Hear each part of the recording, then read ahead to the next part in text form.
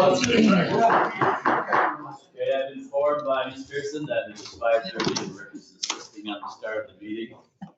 I do believe that Margaret Haggard will be zooming in, but I would like to excuse Suzanne Fiacco. She will not be with us. So we'll call this to order. Approval for tonight's agenda by Mr. Denisha, second by Mr. Smithers. Any discussion? All those in favor signify by saying aye. Aye. Opposed? Motion carried. Tonight we had the auditor for our 2020 audit final results. We have Lou Malecki, the CPA, the official, or the office managing partner, and also the senior auditor, Nick O'Connor. Sure. The minutes approval? Oh, I'm sorry, I'm going too fast. Approval of tonight's minutes by Mr. Perkins, second by Mr. Curran. Any discussion? All those in favor signify by saying aye. Aye. Now, All ready? go ahead. Go ahead, Lou. Up here is our presentation. We did meet at length with the audit committee. This is just a summary for the finance and rules. Certainly we'll have time for questions at the end if there are any. I am, as introduced, Lou Malecki, the engagement partner on your audit. We are in the final stages of the audit and anticipate releasing the report by the end of August, hopefully mid-August. But we did conclude our audit fieldwork procedures and feel very comfortable with the numbers as they are presented. We're just tying up some loose ends. So the plan today is just to go over quickly the products of our audit, some of our communications that we did have with the audit committee, as well as a brief look at the financial summaries for the year. The next slide. First of all, the products of the audit, the main reason we are hired is to form an opinion on the financial statements. The financial statements are the responsibility of the treasurer's office, and the preparation, we assist with the preparation of the financials, but the only thing that actually belongs to our firm within the financial statement package is our professional opinion. I will note that we do have draft financial statements available at request. We have a PDF that's been shared with the treasurer's office, as well as some hard copies that are available that we left with the treasurer. So if you did like a copy of the draft before the official release, those are certainly available. At the onset, I do want to note that we expect an unmodified opinion, which is what we refer to as a clean opinion.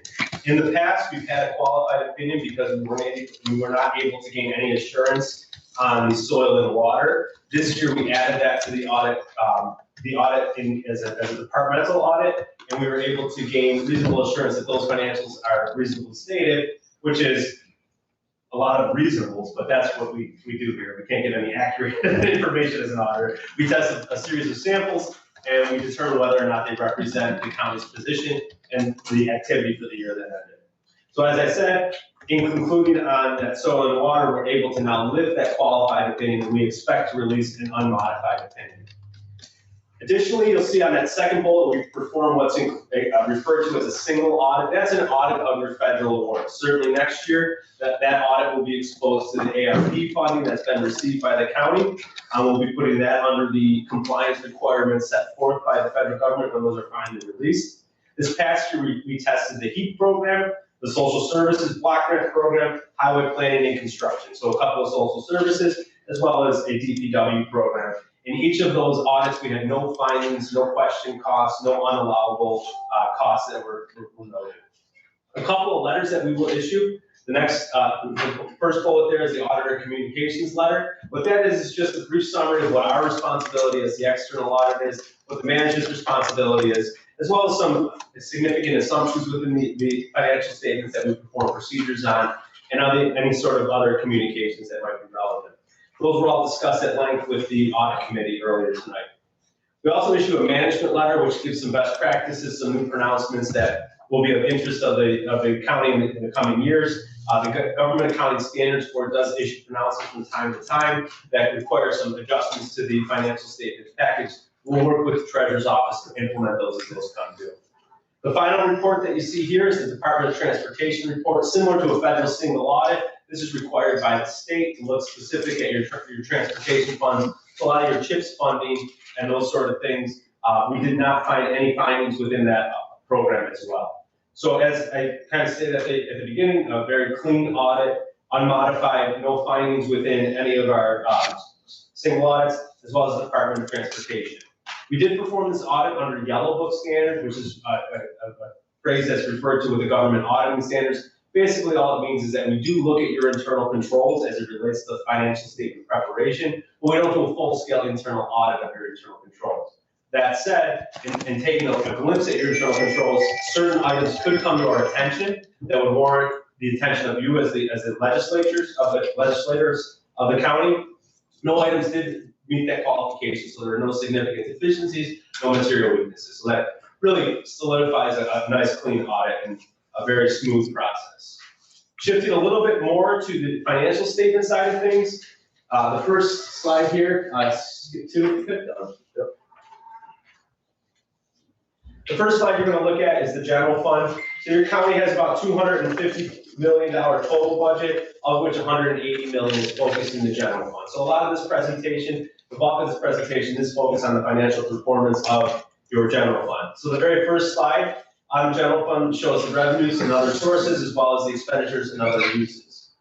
Kind of hard to see on the screen, but as you can see within your handouts, since 2016, really since 2015, when the county was at a really fiscal distress level within the New York State guidelines, there's been a systematic replenishment of fund balance to get to the point of where you are in 2020. Every year for the past 5 years, there was an increase of fund balance that was methodical to replenish that fund balance. Back in 2016, you were looking at a total fund balance of $13.9 million, and 5.3 of that was unassigned, which represents about 3.2% of the general fund's budget. This past year, fund balance increased by $4.7 million to end up at $35.8 million. Of that, $22.9 million is considered unassigned, which represents about 12.5% of the general fund budget and about 8% of the countywide budget. So still not quite to the levels that are recommended in your fund balance policy, but right on the right track. Ending fund balance, as I did say, is $35.8 million. Last year, you were looking at a $31.1 million fund balance. So it did increase by close to $4.7 million. 2.3 million of that went to fund some capital project assignments. The remainder went into that unassigned portion.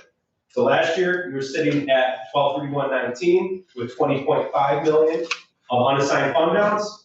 This year, you ended at 22.9. When you were looking at the percentage of total expenditures within the general fund, last year you were at 11.6%, this year at 12.5. So a steady increase and not too dramatic on that. So the reasons for the increase, on the next slide, we'll look at some of the revenues.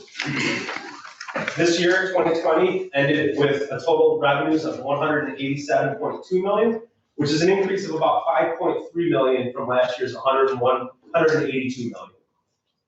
When you look at the trend in the last 5 years, you'll see your revenues increase at an average pace of 2.3%, every year. This past year, revenues increased by about 3% from 2019. The bulk of that increase was within two items, which would be your non-property tax item and the increase in the real property tax and tax items. The non-property tax, you can see, this is the gross sales tax is included within there, is about $2 million increase. There's some other items within that 65.4, which is the top number on that slide. But the bulk of it, 63.6 of that 65 million, is considered sales tax, and that's the gross amount. You do distribute about half of that, winding up with 37.1 million of net sales tax, up about $1 million from last year. So it is definitely one of your most critical functions. But once you look at it, net sales tax is really the third highest revenue after we break out that amount that's distributed to the local municipalities. The next color down there, colors change on different screens. So the 47 million there is a decline of about $1 million from last year. That's the state and federal aid. And you did have an increase of federal aid of about $1.5 million, which means that your state aid actually decreased by $2.5 million. That's a result of the August announcement that the state was withholding about 20% of that aid. A lot of that aid has been promised back to the local municipalities, so it would be expected that some of that will be replenished in 2021. However, the actual results of that remain to be seen as we work out through the year. There's also some delays in processing that resulted in that $2.5 million decrease in state aid. Just really quickly then shifting to the general fund expenditures side of things. General fund expenditures over the past 5 years. Next slide, if you could. The general fund expenditures over the last 5 years, average increase similar to the revenues at 2.3%. This past year, increased by about 3.5%.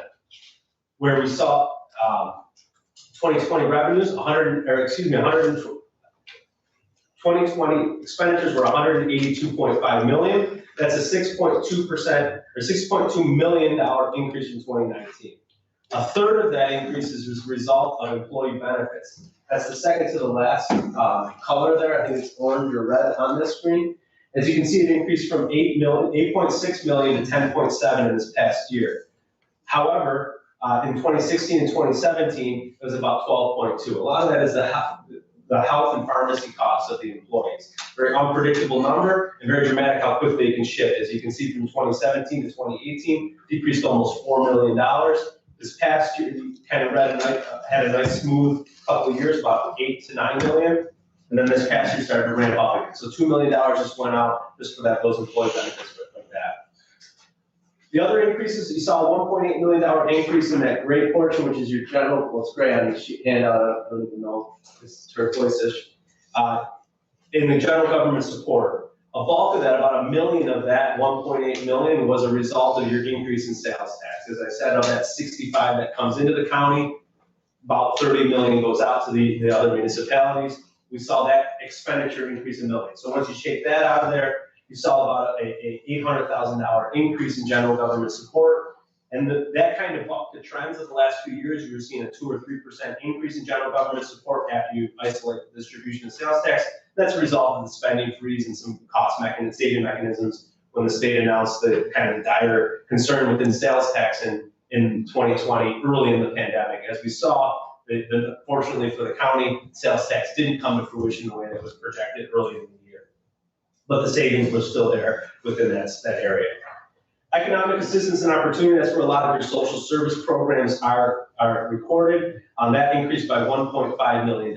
So those are really just at the beck and call of the uses of the programs. As more individuals use the programs, the expenses will increase. But we can see a pretty consistent use of those programs when you look at it compared to last year, 2018 to 2019, there's about a $2.5 million increase. 2017 to 2018, about $500,000. So it's a little bit unpredictable, but pretty consistent, and it didn't seem to have too much of a bearing from the pandemic. Just gonna go to the next slide and show the fund balance trend. I kind of hit on a few of these numbers earlier, but as I said, in 2020, fund balance saw an increase of 4.7 million, assigned fund balance, which is the designated fund balance for certain intended purposes, increased by 2.3 million, leaving an increase of unassigned fund balance of about 2.5 million, going from 20.4 to 22.9 million. As you can see on the chart, a nice steady increase within that growth to get to close to that 15%. And this, I should note, is 15% based on the general fund, not on the countywide. As I did say, unassigned fund balance within the general fund actually is about 9% of the total countywide expenditures, but this presentation really hones in and focuses in on the actual general fund. That's the formal presentation. As I said, I went a little bit more in depth with the audit committee, but I did want to open the floor for some questions if there are any. On the next slide as well, you'll see my information. If you wanted to reach out at a different time to ask any questions, we're certainly available for the board throughout the year, as well as the senior manager who couldn't be here with us today, but Charles Crotchier's information is on there as well. Go ahead, Mr. Arquette. Thank you, Mr. Chairman. That 15% goal towards the fund balance, is that a goal that is that generated through the comptroller's office, or is that from some other? That's an internal fund balance policy. There's no concrete guidance that you'll find out there as far as from the state controller's office. The kind of the rule of thumb out there is about 2 months of expenditures, and that's represented from the Government Finance Officers Association. And the reason they get to 2 months is really just to get to that tax collection day. So you have enough cash on hand, enough fund balance on hand to get to that January to March. That's how they come from it. When we look at fund balance, it's really going to be the comfort level of the governing board and management. Thank you. Any other questions? See you. All right. Well, thank you. It's a pleasure to come visit, and we certainly appreciate working with your county and seeing the improvements over the last 6 years. Debbie, do you have anything to add? No, I don't. It was a very smooth process and it's always very in-depth and they're very helpful. So they appreciate all the work they do with us. Your help and assistance has been very helpful for, we've gone from 2016 until now. It's very changed. So, you steer the way. Sure. I'm going to give some best practices and guidance along the way. Most of the decisions covered. I would say all. Mr. Denisha? If there was, it may not be, but if there's any one thing that you could point to where we could stand to improve, anything that stands out. Sure. Actually, it's a unique year, and I did share some of these thoughts with the audit committee. But what we're looking at is we work with over 20 counties within New York State. And what we're seeing is that there's a lot to learn from the COVID crisis, so to speak now. And most of that deals with the IT protection, making sure that you're not being vulnerable with some remote laptops, remote working. So putting together a remote workforce policy, standardizing the procedures that you just live through. Basically, it's just putting it on paper so that hopefully you'll never have to experience, but maybe 5, 10, 15, 20 years down the road, if the county ever had to go through something like this again, they'd have a nice remote policy available there, as well as going through the emergency response plan, kind of taking a look back to see what worked, what went well, what could have been improved upon during the pandemic era. And then finally, what we saw across the board within our counties is a lot of unpredictable retirements happening, and some departments kind of left out to dry because there wasn't enough of a succession plan. So just being on the open communication with the succession planning, what kind of capabilities you have now that you have a little bit more fund balance, maybe there's some budgeting techniques that you can provide to your department heads to help them with that reduction in risk when a succession happens. Those are kind of the ones that stuck out. Great, thank you. Sure. Quiet room tonight, I think that's it. I would think. Thank you all. Thank you. Thank you.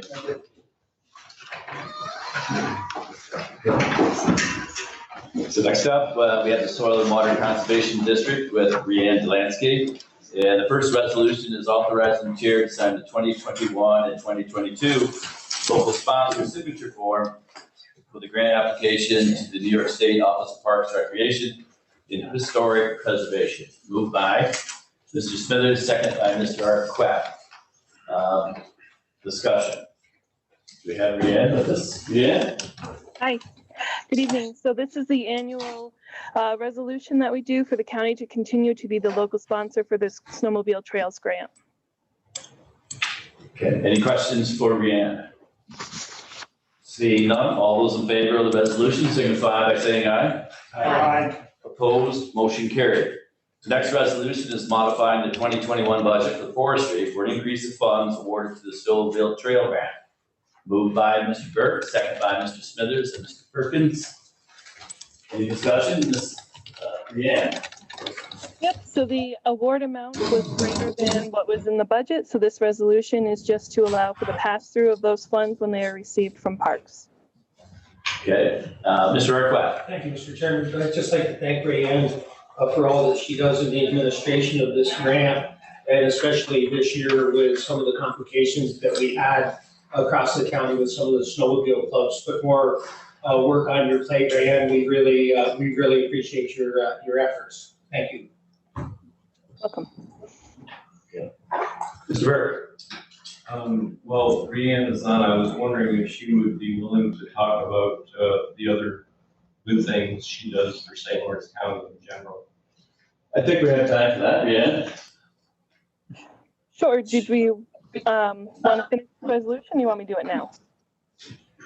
So, yes, we should vote on the resolution first. So all those in favor, signify by aye. Aye. Opposed, motion carried. Okay, Brianne, you have the floor. Okay, so just a brief update for soil and water. We are continuing the management of the county forest parcels.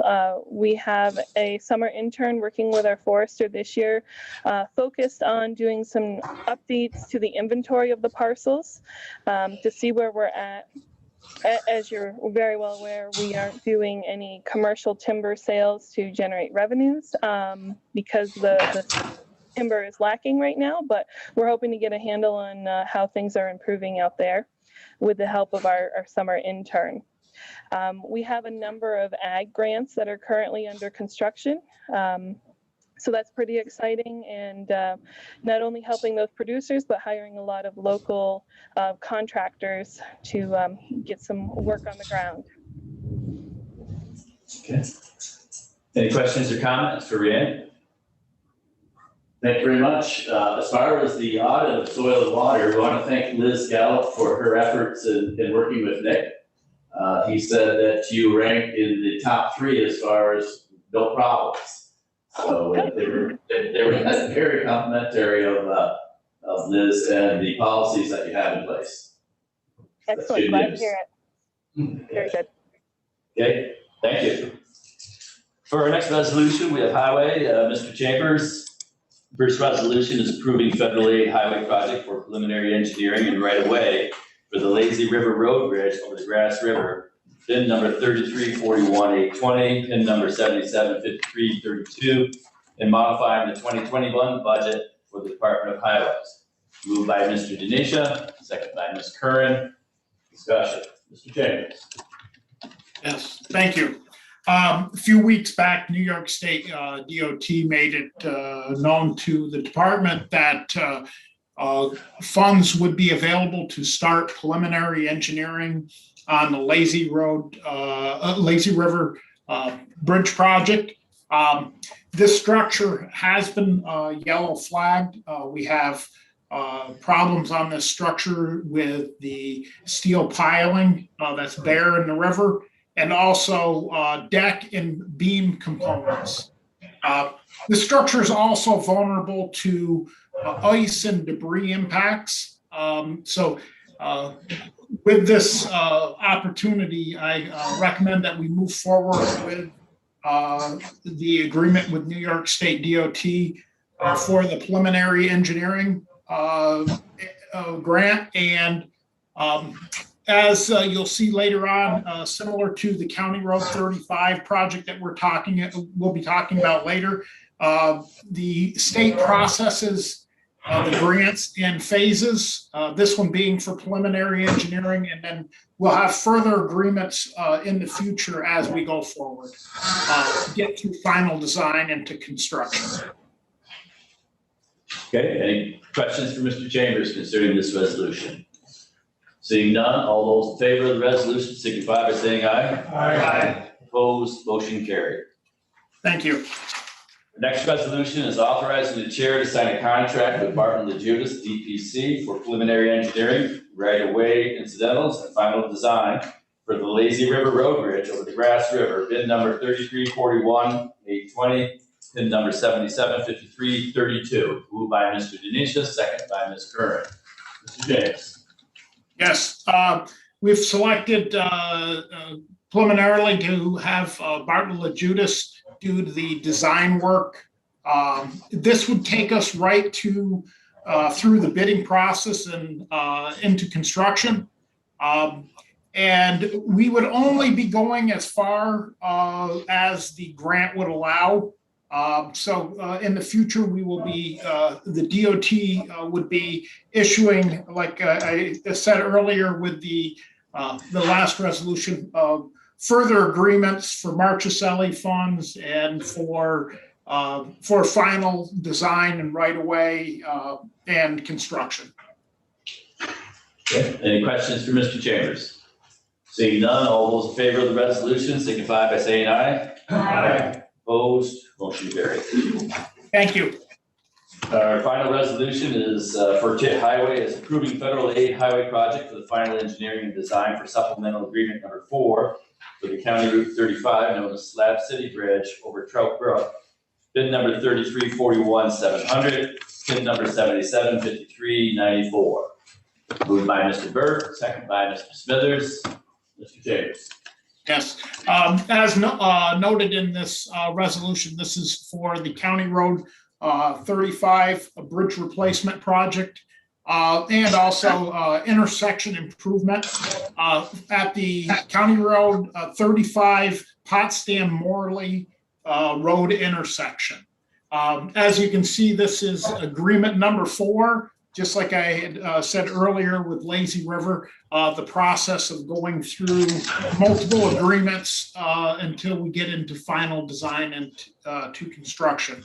This agreement will take us to the bidding process just before construction. Okay, any questions for Mr. James? Seeing none, all those in favor of the resolution signify by saying aye. Aye. Opposed, motion carried. Thank you. Mr. James. Next up is Sheriff Brooks Big Wharf, and the resolution is modifying the 2021 budget for the Sheriff's Office Criminal Division for the purchase of a boat motor for the Sheriff's Office. Moved by Mr. Forsythe, second It's on by. the table. It's on the table, so we'll have to Oh, I'm sorry. take it off the Oh, table. that's right. So, motion to remove from the table, Mr. Denisha, second by Mr. Perkins. All those in favor of removing from the table? Aye. Opposed? Okay, it's off the table. We have a resolution that was motioned by, Mr. Forsythe, second by Mr. Denisha. Mr. Sheriff. Yes, good evening. So this resolution, table from last week, I didn't have a figure for the boat motor. Our boat motor blew up. It's unrepairable. We don't have a boat operating right now. As a matter of fact, for our Bassmasters last weekend, we had to borrow a boat and motor from the state. They were kind enough to lend us one for a weekend. It came up in Erie County. It had to go back because they let other counties borrow it to get us through at least the Bassmasters. What I'm looking for is revenue or appropriation for $15,000 to get a used motor. We're searching high and low, and I don't want to have to wait a month because if we do find one, I want to get that boat in operation right away. So I'm looking for up to $15,000. It could be lower than that, but they're few and far between, so the prices are quite significant right now. Okay, any questions for the sheriff? See none, all those in favor of, yeah, question? We actually need Forsythe. to. Brooks, what are you looking for? What horsepower, There's so few. I'm trying to get a quality, obviously a quality used motor that'll fit our needs. So at this point, it's about the quality. Obviously, if we're going to get a used motor, I want something that's going to last. How many horsepower is on there now? I believe it's 150. Don't quote me. You'd have to ask the undersheriff. I'm not a boat guy. Okay. All right. Kevin, Yes. when this was tabled, there was $0 amounts in Okay. there, and I put 15,000 in because that's what he was going to change it to, but it should be 0, so they'll have to amend it to add the 15,000. Okay, As an amendment. all right. So we have a correction that needs to be made. The table resolution had zeros in there. We need to change that, amend this resolution that we brought off the table to 15,000. Mr. Denisha, second by Mr. Smithers, Mr. Curran, all those support that. You have a question? I've got a little bit of concern. By the time this goes, We gotta get a second on the Okay, the go ahead. amendment on monies. You already are on the original, so Mr. Perkins, discussion. my only concern, Brooke, is, by the time we go and approve this and full board, that'll be August. There's really only a month and a half of summer left, for the most part, that you'll be utilizing that boat. I know that we've been searching for a new boat, and they're mostly 12 weeks out, 3 months out. I'd much rather see us spend 18,000 or 20,000 for a new engine than buy a used engine. I think a lot of times you're buying someone else's headaches, but I'm sure it can happen that you can come up with one. But I just encourage you to maybe, I don't know, I think I'd wait for. Well, okay, I understand that. We put bids out for a new one, and there was no. It came back in the bid. Yeah, I know, you can't get it, but, yeah, I hate buying a used engine, I don't know, I just hate the idea. You have a response, Sheriff, to that, or?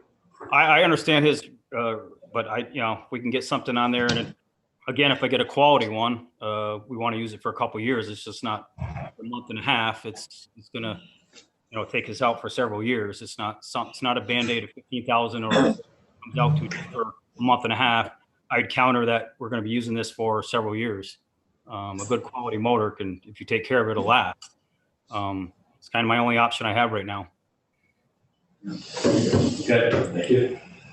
Mr. Arquette. I agree with Dave wholeheartedly on that. The marine industry, especially the outboard motor products, have made huge change just over the last few years in reliability and longevity.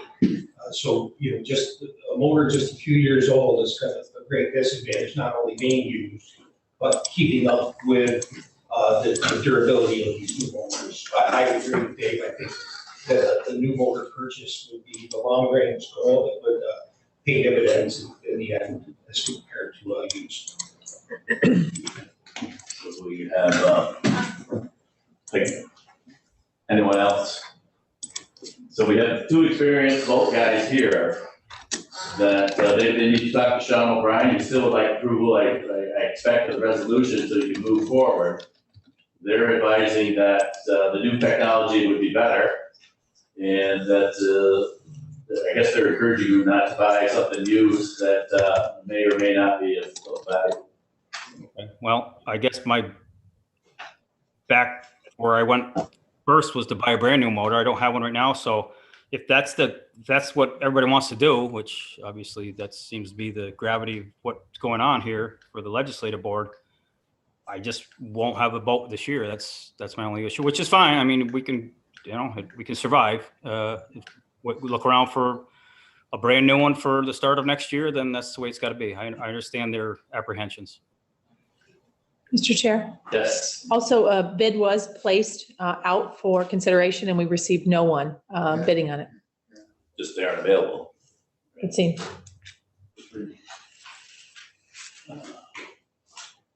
Any further discussion? Okay, all those in favor of the resolution, signify by saying aye. Aye. Opposed? We have two, Mr. Forsyth and Mr. Arquette. Right. Well set, let's see. Thank you, Sheriff. Our next resolution is from Legislative Forsyth, and it's supporting Senate Bill S5673 and Assembly Bill A7064.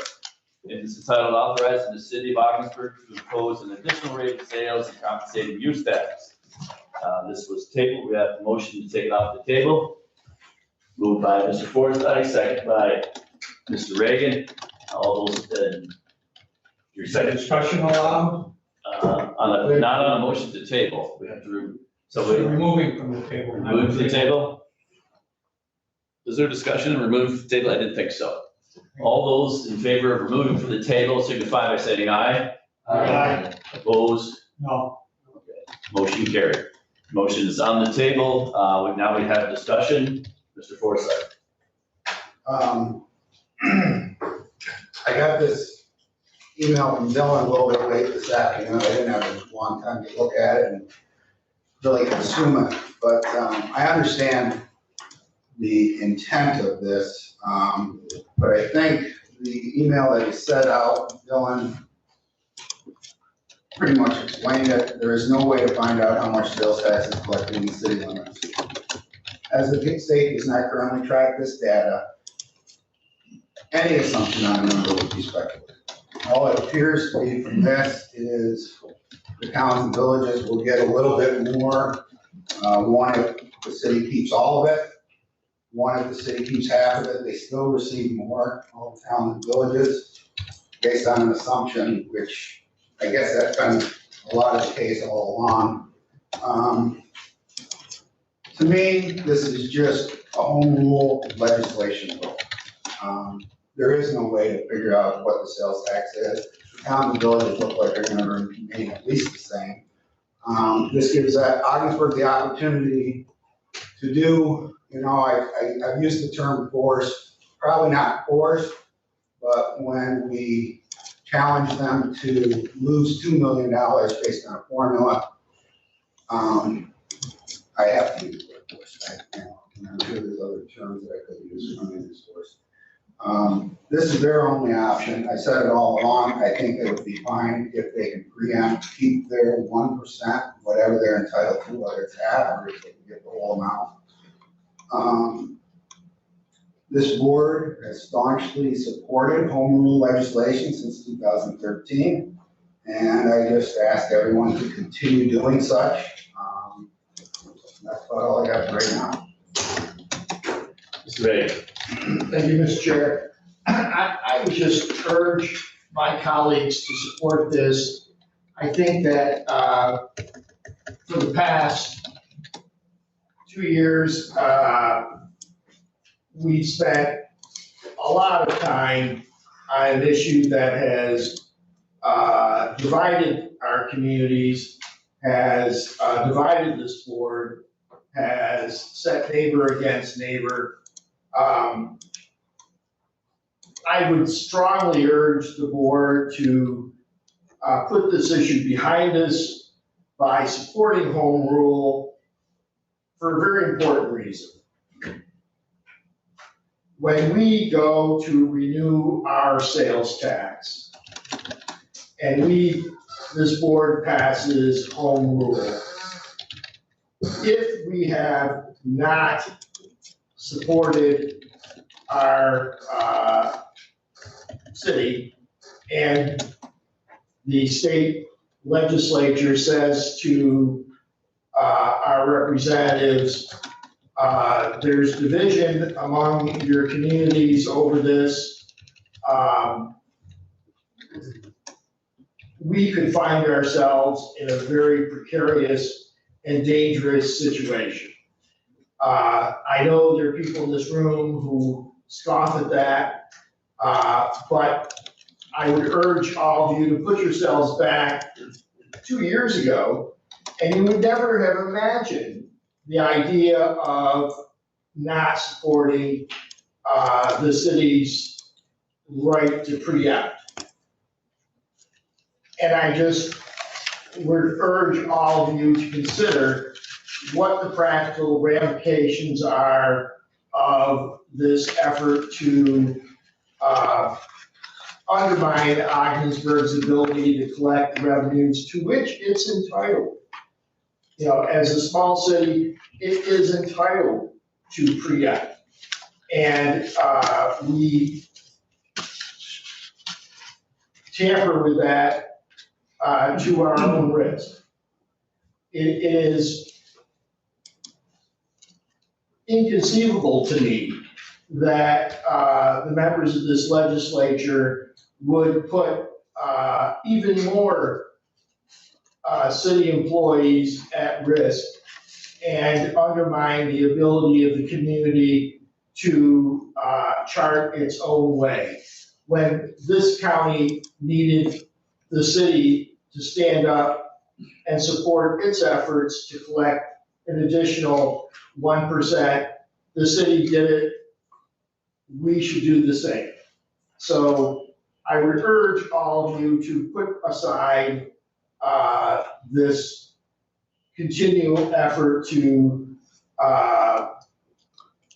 undermine Ogdensburg and undermine its ability to fund its operations, and join me and join Dave in supporting its right to have home rule legislation to get this bill done.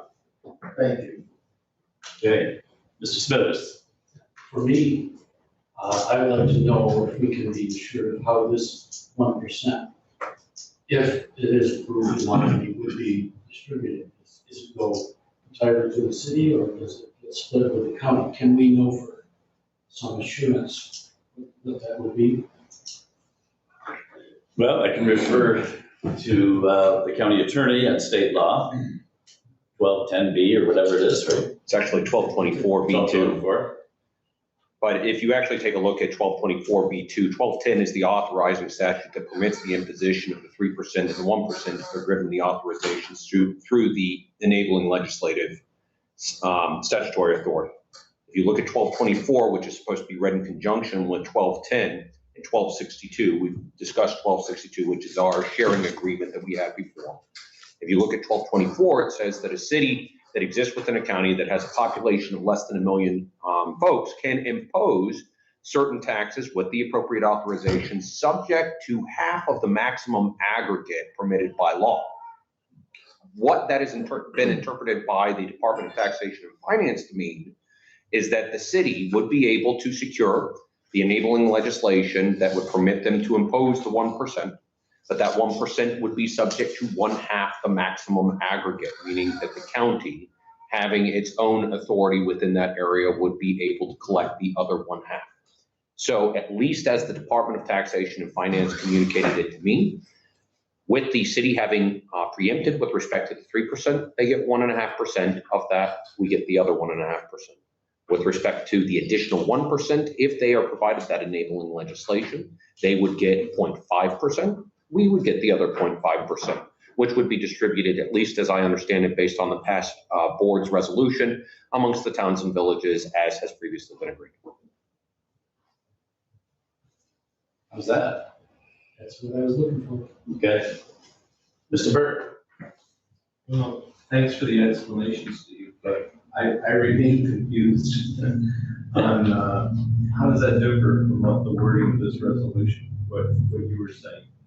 So this resolution would support the city's ability to go ahead and secure that enabling legislation to impose its additional 1% above and beyond the preemption that they've engaged in with the base authority. Every municipality has the base authority. I shouldn't say every municipality, every city and every county has the base authority to impose their own sales tax collection. The city has elected to impose their own, which, as I think everyone here is aware, that 1.5% of the overall 3% can now be retained by the city, that which is collected within the city confines. To make things even more confusing, the Department of Taxation and Finance indicated that they don't base it off of zip codes. They base it off of sales tax codes that are individually assigned to each vendor. So it is theoretically possible that areas that you would think would fall within the city do not actually fall within the city, they fall within the county. That as it may, I don't mean to confuse the issue anymore. This resolution seeks to have the county support the city's request for the imposition of their 1%. But it's not that simple, at least according to the Department of Taxation and Finance. According to the Department of Taxation and Finance, even if the city is authorized to impose that 1%, the county is entitled to half of it as a superior jurisdiction that already has its own enabling legislation and authority. So from what I was informed by the Department of Taxation and Finance, even if the city secures the authority to impose this additional 1%, half of it will still have to come to the county. This resolution would merely support the city's request to have that authorizing statute or enabling legislation put forward before the Senate and the Assembly for passage and ultimate signing by the governor. So, Go ahead, Mr. Chairman. with that being said, Dylan, I'm looking at this chart, and the first section really should have an expert now, because it's just been explained to us that the state will not allow us, it will not allow Augsburg to have a full half percent, because the county's gonna get half. So will that negate looking at the first 3 or 4 columns and look over here to see what it says when they preempt the 0.5%, and those are the figures we should be looking at before we vote on this resolution? I was specifically asked to show both the full 1% and the 0.5%. So with the county attorney's explanation, I think that.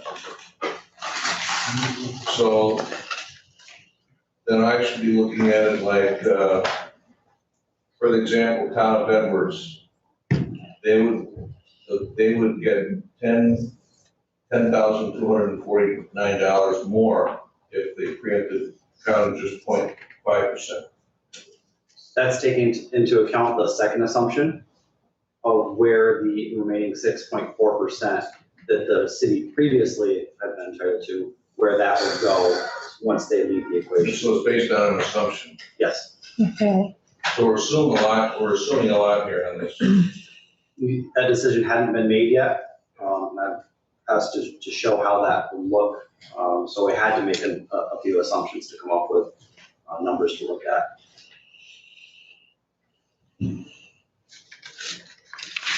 Anybody else before Mr. Burke? Go ahead, John.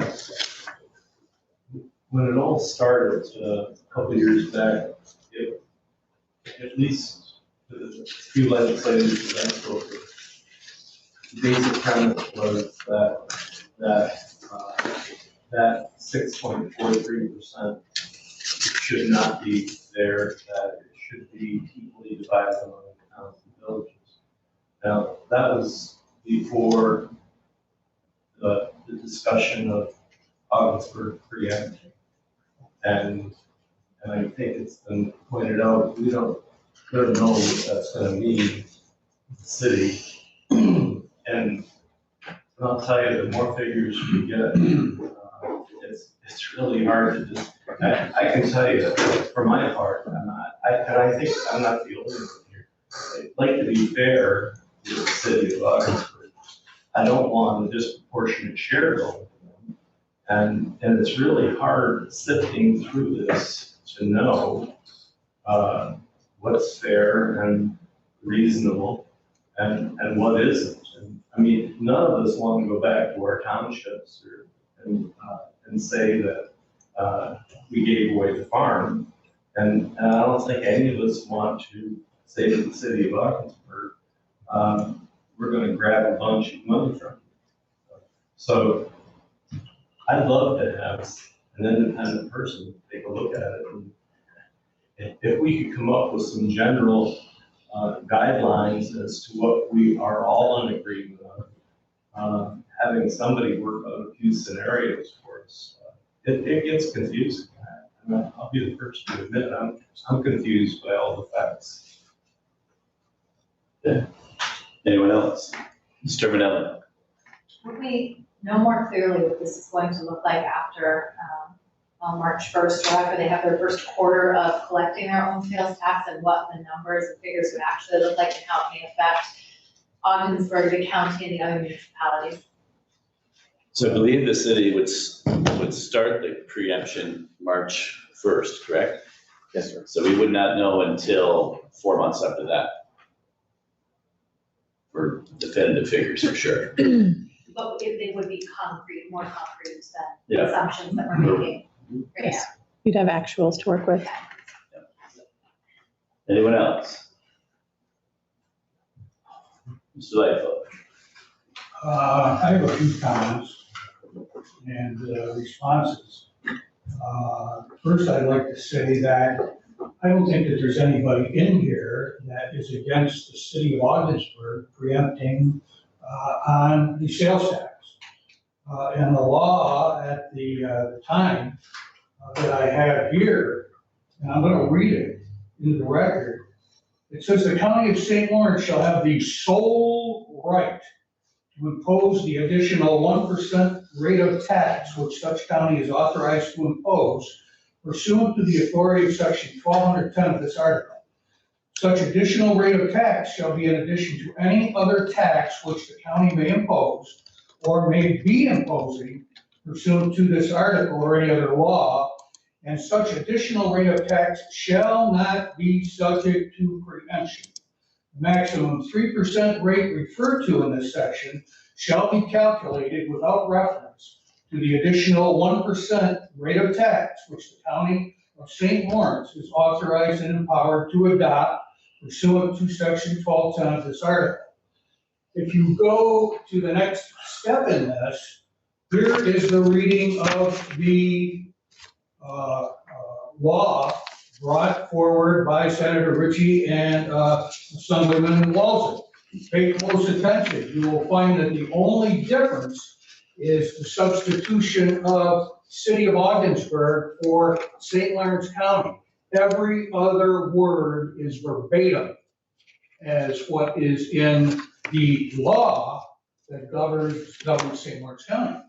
And it says that the city of Ogdensburg shall have the sole right to impose the additional 1% rate of tax which such city is authorized to impose pursuant to the authority of section 1210 of this article. Such additional rate of tax shall be in addition to any other tax which such city may impose or may be imposing pursuant to this article or any other law, and such additional rate of tax shall not be subject to preemption. The maximum 3% rate referred to in this section shall be calculated without reference to the additional 1% rate of tax, which the city of Ogdensburg is authorized and empowered to adopt pursuant to section 1210 of this article. Now, you tell me which law, the one that has been enacted and the one that has been proposed and is still in committee, how they differ. They don't differ at all. They give both the county and the city the same rights with regard to the same property. Something's wrong with that. And to couch it in 1210, is it 1224 B2, saying that they're only entitled to half of that, that's a lot of hogwash. You got two different diametrically opposed laws here, or one law and one proposed law, that it just doesn't wash with me. Secondly, we people in here who have argued against this, named as other members of this board, I don't believe anyone has said that they are against the city of Ogdensburg preempting that 3%. Don't think anybody said anything like that. The argument has to do with the 1% and the reading of the laws, okay? If one were to look at this, which I did, and say, hey, it's pretty crystal clear, we have every right to retain the full 1% of that. And I'm told by the county attorney, whose opinion I obviously would not like to agree with it, but I respect his opinion as being an honest opinion, that they're going to get it, but they're only going to get 0.5%. If that happens, that's fine. They went about it the legal way and whatnot. What I don't like about this resolution is this. It takes it a step further. And it says that whereas in terms of the sharing agreement for the last 1% beginning March 2022, St. Lawrence County will add the 6.43 to the 10% distributed to the towns and villages and share with the city according to the formula assessed valuation and population. The city is trying to double dip into this, where they're already getting would get either full 1% of that in their city, generated in their city, or half of it if they're only entitled to get half of it. What gives them the right to ask to also have a share of everything else that the towns are getting? And as Legislator Arquette has confirmed that some time ago, in either open or executive session, there was a conversation regarding where the 6.43% was going to go. And as I recall, it was going to remain with the county. It was not going to be distributed to the towns and villages. And I argue this point in favor of that. It is that if you take a look at what the percentage of fund balance the average of the towns and villages in St. Lawrence County has, is 42.35% as of 2019. I could not get any newer figures than that from the state. The city of Ogdensburg has 25% of their appropriations in fund balance, almost $3 million. St. Lawrence County, as you heard tonight, in its unassigned fund balance has a little over $22 million, which is about 15%. So we're low on pole of everybody in the county, including the city of Ogdensburg, as a percentage of our appropriations of what we have in fund balance. Yeah, it's a big number, but it's a smaller percentage considerably, especially in light of the fact of all we're responsible for. Now, one of the other things that was brought up that is totally unrelated to this was the thought that we should cut our tax rate by a percentage. We have to be careful, and this is where I want to go with this, where we are giving away money. If we were to have gone along with that and had to exceed our 2% tax rate, there are some ramifications associated with that. One of them has to do with raise the age. If we exceed the 2% tax rate with raise the age issues, we become responsible for the full amount. I don't care how much it is. If it's $100 more, we're responsible for $100 more. If it's $1 million more, which I'm sure is an exaggerated amount, we're responsible for that million. It's open-ended, no top, no cap. So we have some other issues that we better be thinking about. Right now, $1.44 million comes out of the sales tax to pay for AIM and distressed hospitals and nursing homes. And that's been coming out now. This is what, going on the third year, second year, third year? Second. Health insurance, we exceeded our budget last year by well over $2 million. We're looking at 2020 having exceeded our budget by approximately $5 million. And we are on course to exceed our budget. We've already expended 2/3 of what was appropriated for 2021 for health insurance and the associated billing that goes with it. If you heard, as I said, that unassigned fund balance for St. Lawrence County, a little bit less than $23 million. And again, the health insurance. Those are the things that we don't think about when we bring these resolutions up. And I think that we ought to take some time and do some research and see, okay, what is the effect of this going to be? We haven't done that. I am totally against this whereas, the second to the last whereas in this proposed resolution, that we're willing to take upwards of $600,000 and divvy it up with the towns who already are pretty flush with cash and really, in my mind, don't need an additional influx of cash. And so I will be voting against this, or I would support tabling it for this reason. And Mr. Akers spelled it out quite succinctly here a number of months ago. We don't have any accurate figures, and Mr. Sheridan just brought this up very clearly. We have to use math and use numbers that are arrived at through formula, and we don't know what the accuracy is. If we just waited like we thought would be the wisest thing to do back in last year and prior to the end of the year, we would be getting those figures probably in another couple of months. Yeah, would we have liked them earlier? Of course we would. But this is the government, and you know how the government works.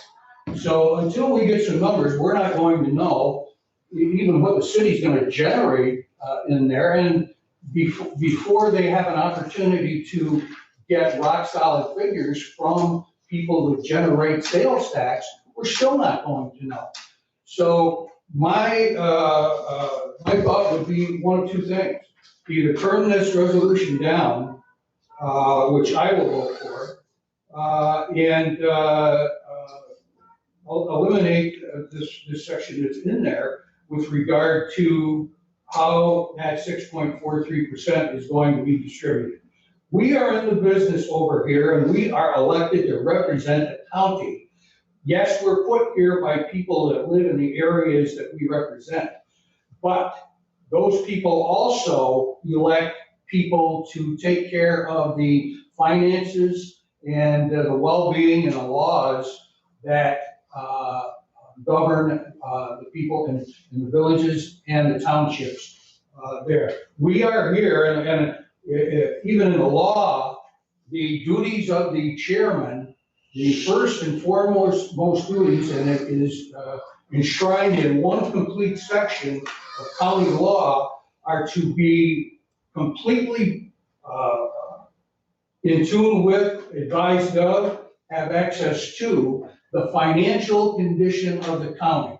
I would think that the state of New York would like to see this board and its chairman to, number one, consider the finances of the county, consider the fiscal health of the county. Don't jeopardize it by, as I've said before, a knee-jerk reaction to something that comes along. I totally reject one of the legislators' comments about we don't care what happened to the city. We do care about the city. I live there, outside the city, but I was born and brought up there. And I'm very proud of having been born and brought up there and reside in Ogdensburg, New York. And I don't want to see them fail either, but I agree with Mr. Smithers. I'm not about to give away the farm and jeopardize the fiscal health of St. Lawrence County in any way, shape, or manner. And I take my position here very seriously, and I'll argue till the cows come up or come home that that should be our number one concern. If you take a look at what the budgets are of these other towns, they are very healthy, they are being very well run, and they have the fund balances to prove it. So I would hope that you give that some consideration in light of the fact that we are losing money in some cases. And one that I failed to mention was, and Drescher Malecki did not address it specifically, but from the period 2015 to 2020, they brought up the fact that the tax levy had decreased, or excuse me, the tax levy and what we get in that levy for revenue decreased by $2 million. That's $2 million that had to be made up somewhere, folks. And it's an important thing. There's a lot of, I've talked about a lot of losers tonight. Really, the only winner that we've had is sales tax. And everybody has benefited by that. Where the city of Ogdensburg 2 years ago, or last year, I believe it was, got 3.8 million, excuse me. In 19, they got $3.8 million. In 2020, that amount increased to over 40 million, closer to 41 million. So they're doing all right too, with just the general increase in the sales tax. I'm sick of hearing what an SOB I am and what this board is purported to be by voting to ensure the fiscal health of St. Lawrence County and being prudent in passing resolutions that are based on supposition, are based on formula and not factual information. And I think that this is all another rush to get it done. And for what? Nothing's going to happen to this until March. Nothing.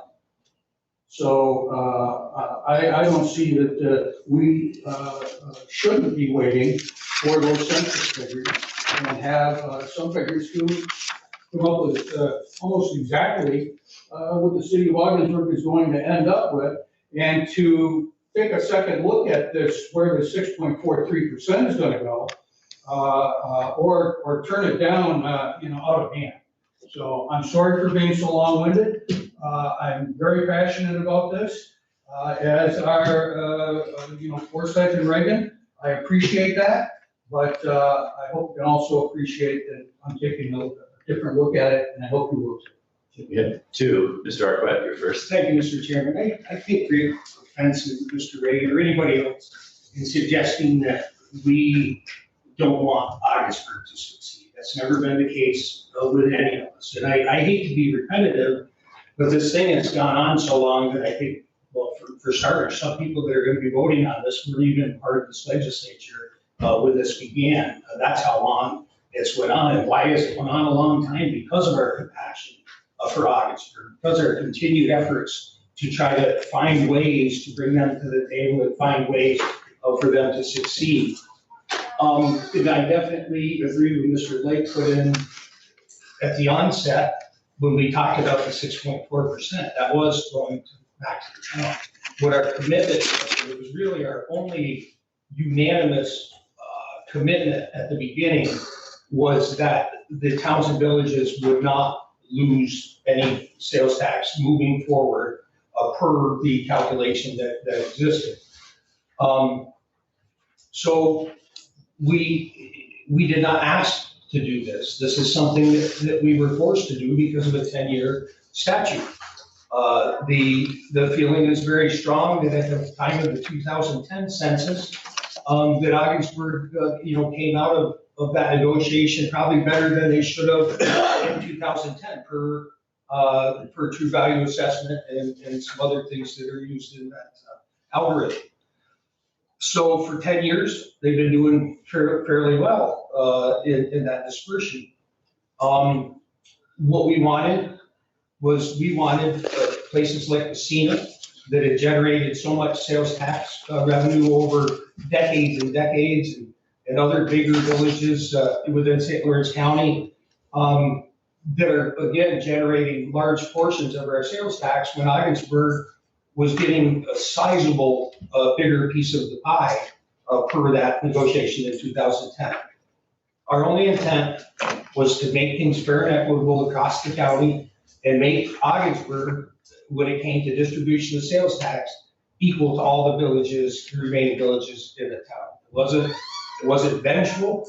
It wasn't in any way an attempt to do anything negative where Augsburg was concerned. It was an attempt to make everything fair and equitable for the other villages that were generating equal or more sales tax than Augsburg. So I've been frustrated with the fact that all of this has happened on the heels of some campaign promises that were, to me, out of reality, out of touch, out of the ability to come forward. So that created a wrinkle, I believe, in the negotiational process. But it's just been frustrating. I think that some folks have been through all of these arguments so long, they just want it over. And I agree with Mr. Lake with the fact that there's too much money left on the table to just want it over. I won't be supporting the resolution as it's written. Mr. Smithers. Yeah, I was one of those people that have only been here for a year, and I'll admit, I don't know much about sales tax coming into this, other than how much you had to pay when you bought something. So I appreciated very much the information that you sent out, Kevin, about the purpose of sales tax, why do we even have it? I also, even the controller's report about why we have it and how it's distributed. And I've learned quite a lot about it. And looking at how the other counties distribute the sales tax, I'm impressed with how fair the county has been in distributing. Towns are very dependent. Augsburg is the only city. There's villages that are large also. So it is a question of fairness. And to have the legislators in the county characterized as unfair, to me seems not appropriate. Because I think, in my opinion, the county has been fair, and it is a question of fairness. So to be fair, what is fair? I think that's what we're looking at. So I will find it difficult to see. Ms. Garrett. I have a kind of a math question. So the 6.44% that Augsburg gets out of the last 1%, if we're talking about sending that back to the county, but then we still have to pay Augsburg something out of that percentage, wouldn't we still be decreasing the towns and the villages? Because if we're taking anybody who can help me with this, it seems like if you've got a certain percentage and you take 6.44 away from it, but you're still gonna divide that kitty up between all the towns and villages and the city now, somebody's losing money someplace. So the language hasn't changed. The towns and the villages, in the original agreement, we get 10%. So whether we generate $50 million in taxes or $65 million in taxes, 65 million, 6.5 million would be split up amongst the 32 towns and villages. So quick question, part two, sorry. But Joe was talking about taking the 6.44 and putting it back to the county. So then would Ogdensburg get nothing out of the 1%? I think that would have to be a board decision, but that would be correct as it stands. So then we're kind of reducing somebody's money to some degree. Didn't we address that? Do you have anything else? I'm Mr. good. Perkins has a question. Yeah. Mr. Lightfoot, Mr. Arquette, I agree with them, with their monologue. We got into this quite a while ago, because Ogdensburg was getting a disproportionate, share of the sales tax revenue, like almost $2 million a year. We tried negotiating with them.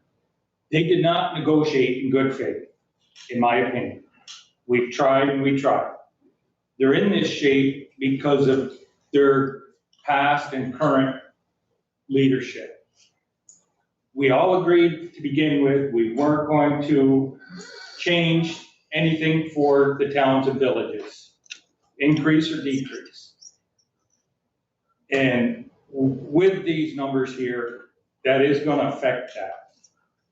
I can't support this resolution as is. I believe that the 1% should stay with the county and we keep the share as we have been.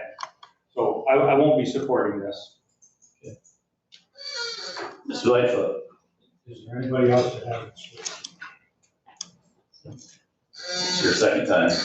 Okay, so in closing, what I'd like to do is just to give you a list of what the city manager has sent to the county as he identified it as wishes. And these are the things that the city manager and the city of Ogdensburg want the county to take over without any discussion about what it's going to cost and who's going to pay for it. They want obviously, the first thing is a redistribution of sales tax. They want us to have the sheriff take over the police department. They want to renegotiate the contract regarding the hazmat services that we are contractually obligated with them for. They want the county to collect city taxes, make the city whole for uncollected taxes, and for the billing of the taxes. They want the county to take over property portfolios, dispatch services for the police department. We already do the fire department. Provide health insurance coverage to city employees. Provide our human resources director to perform the city's human resources functions, to do their payroll services, to make the county attorney available for the day-to-day services that they need. They want the county and the environmental attorney for the county to be used for contaminated property remediation. They want the use of the county real property department staff, and they want the county IT department to take over their city needs. And we have already taken over by HR their civil service function. So there's a lot of stuff in this pot that hasn't been addressed. There's no cost associated with it. There's no, for the most part, I shouldn't say, I don't mean to imply that all of these things have not been negotiated or at least looked at. They haven't been negotiated, I know that. But there's a lot of moving parts to this before you go signing on to all this stuff. And these things have gone nowhere. The demands have been made months ago. This is what we want. And that's sort of been it. And just recently, they got around to changing over their property that they take possession of for lack of taxes to a similar or a like program to what St. Lawrence County does. With Chapter 11, is that what it, they haven't done that? No, sir. My understanding that they had. So those are the things that are, a couple of them we have discussed. Most of them we have not. They've just been put out there in the form of, this is what we want the county to do for us. Okay, we have Mr. Curran, then Mr. Forsythe. I'd like to make a motion to table this. I'd like additional information on how all these moving parts might affect what I've promised to the towns and the villages in my area. It seems to me that if we're deducting money out of the pot, we may do something for them on top of what else we may do. And I don't feel comfortable voting this down either, so can I ask for a motion to table, please? To when? Till next month's finance meeting. We have a motion, it's a second by Mr. Sheridan. A second, but did I say discussion? I said, I know it's no discussion, but you seconded it, right? Okay. So let's have a roll call vote on the tabling the resolution to next month's finance.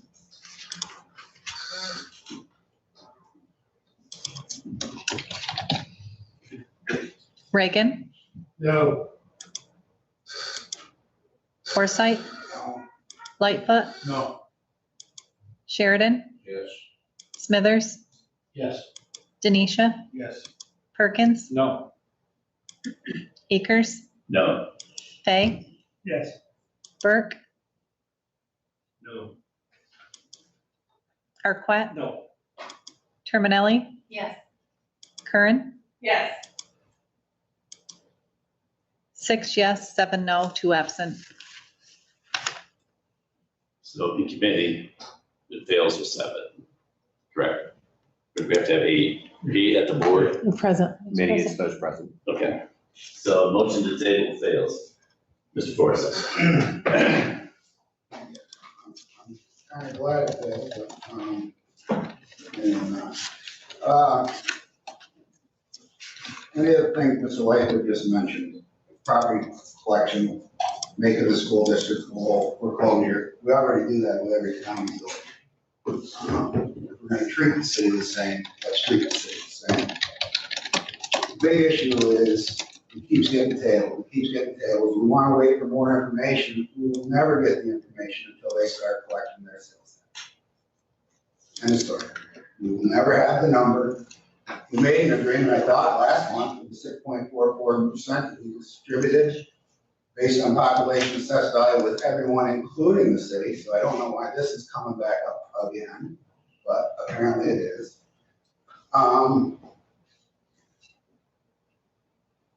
One question for the county attorney, the Senate bill that was passed, can you tell me what the outcome of the vote was?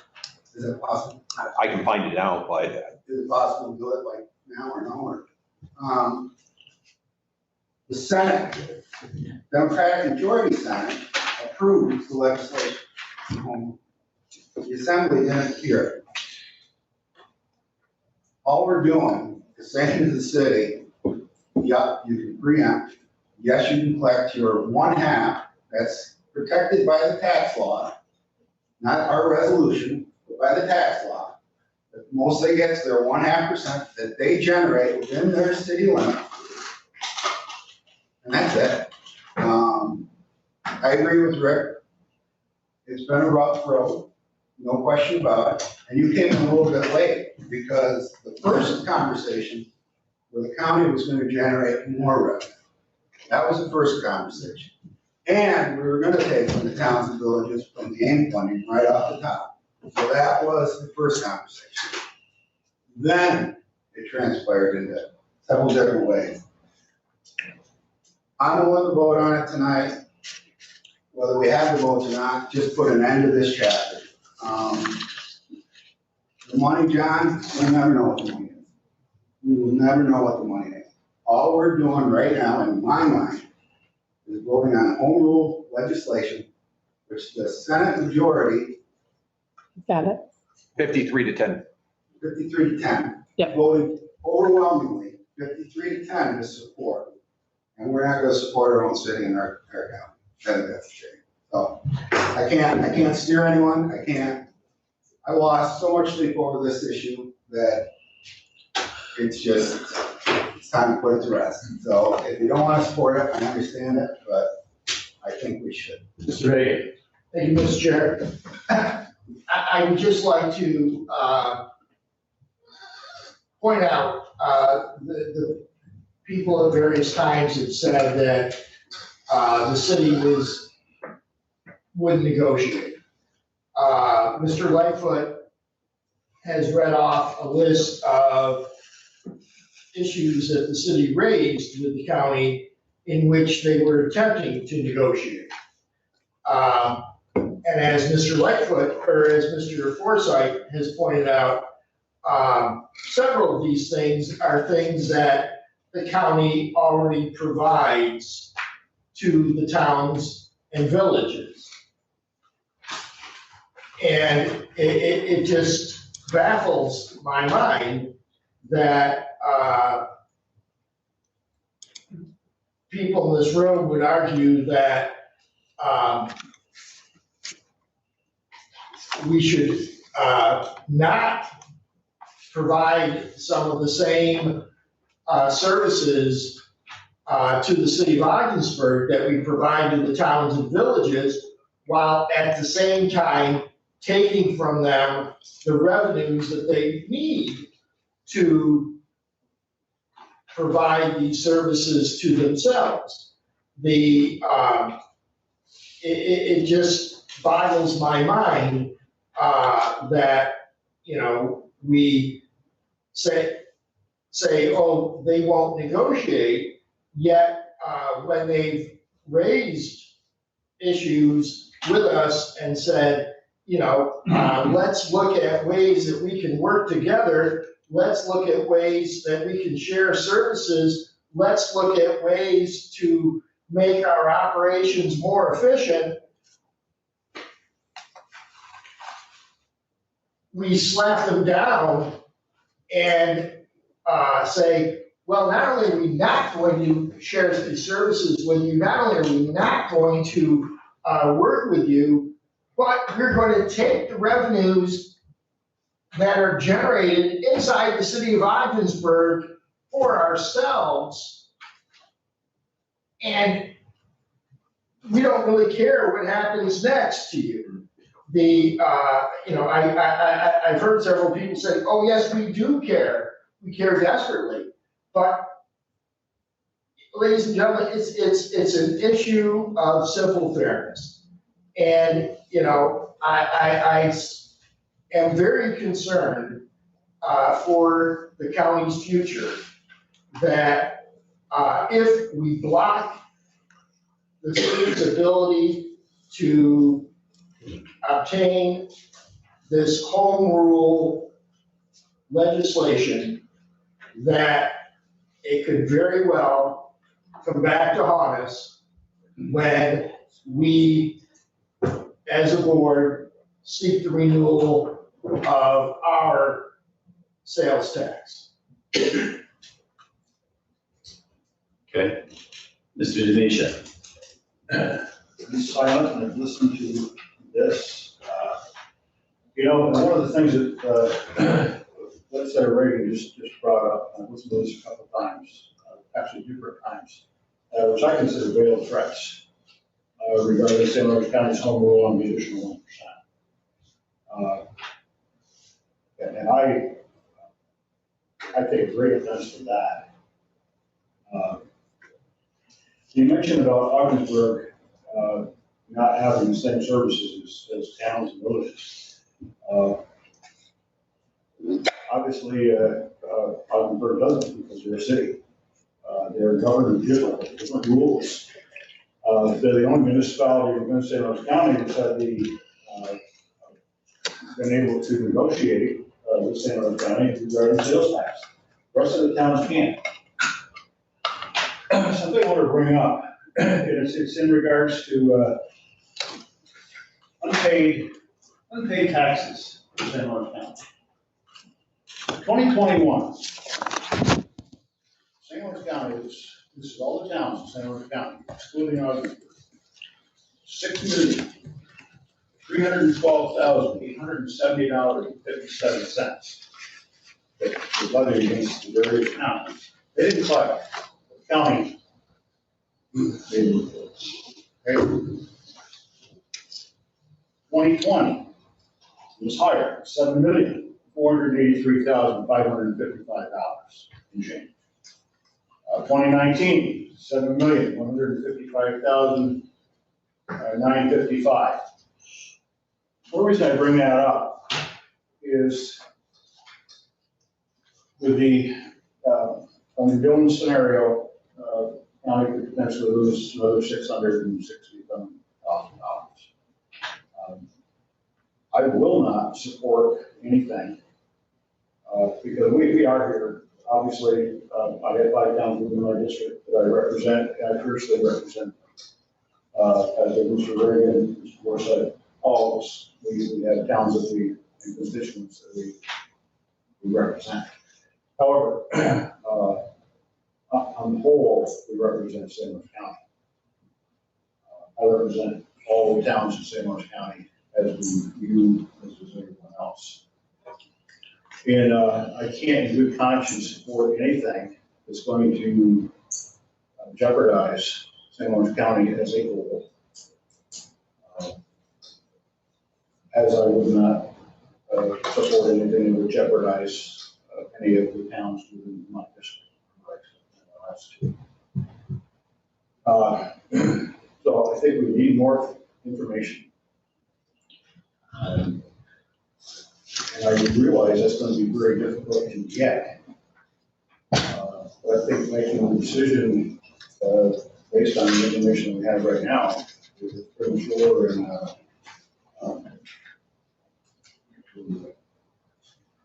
Yeah, I'd like to wrap this up. Mr. Lightfoot, Just, can you be brief, please? yeah, just a couple of points here. Regardless of what happens with this resolution, there is absolutely no way that St. Lawrence County or this board or this committee is blocking anything with regard to this. This is out of our hands. We can comment on it all we want, but they've already preempted.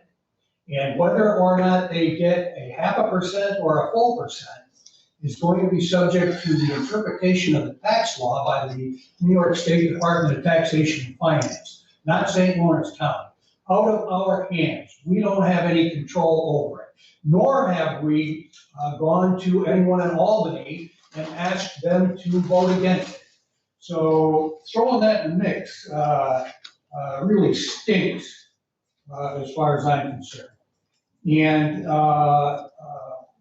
I will say this to you too. Way back when this was first broached with Senator Ritchie, who happened to be on board with it, at a meeting that you, Mr. Reagan, were asked not to be at by your boss, there was at least a tentative agreement with the senator, with 2 of our legislators about a decrease or decreasing the amount of sales tax that the county would provide to, or the county would enact in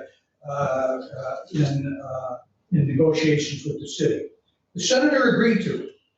And to say that the city might vote against the county when this issue comes up again at the end of the 3-year term is sort of a red herring in my estimation.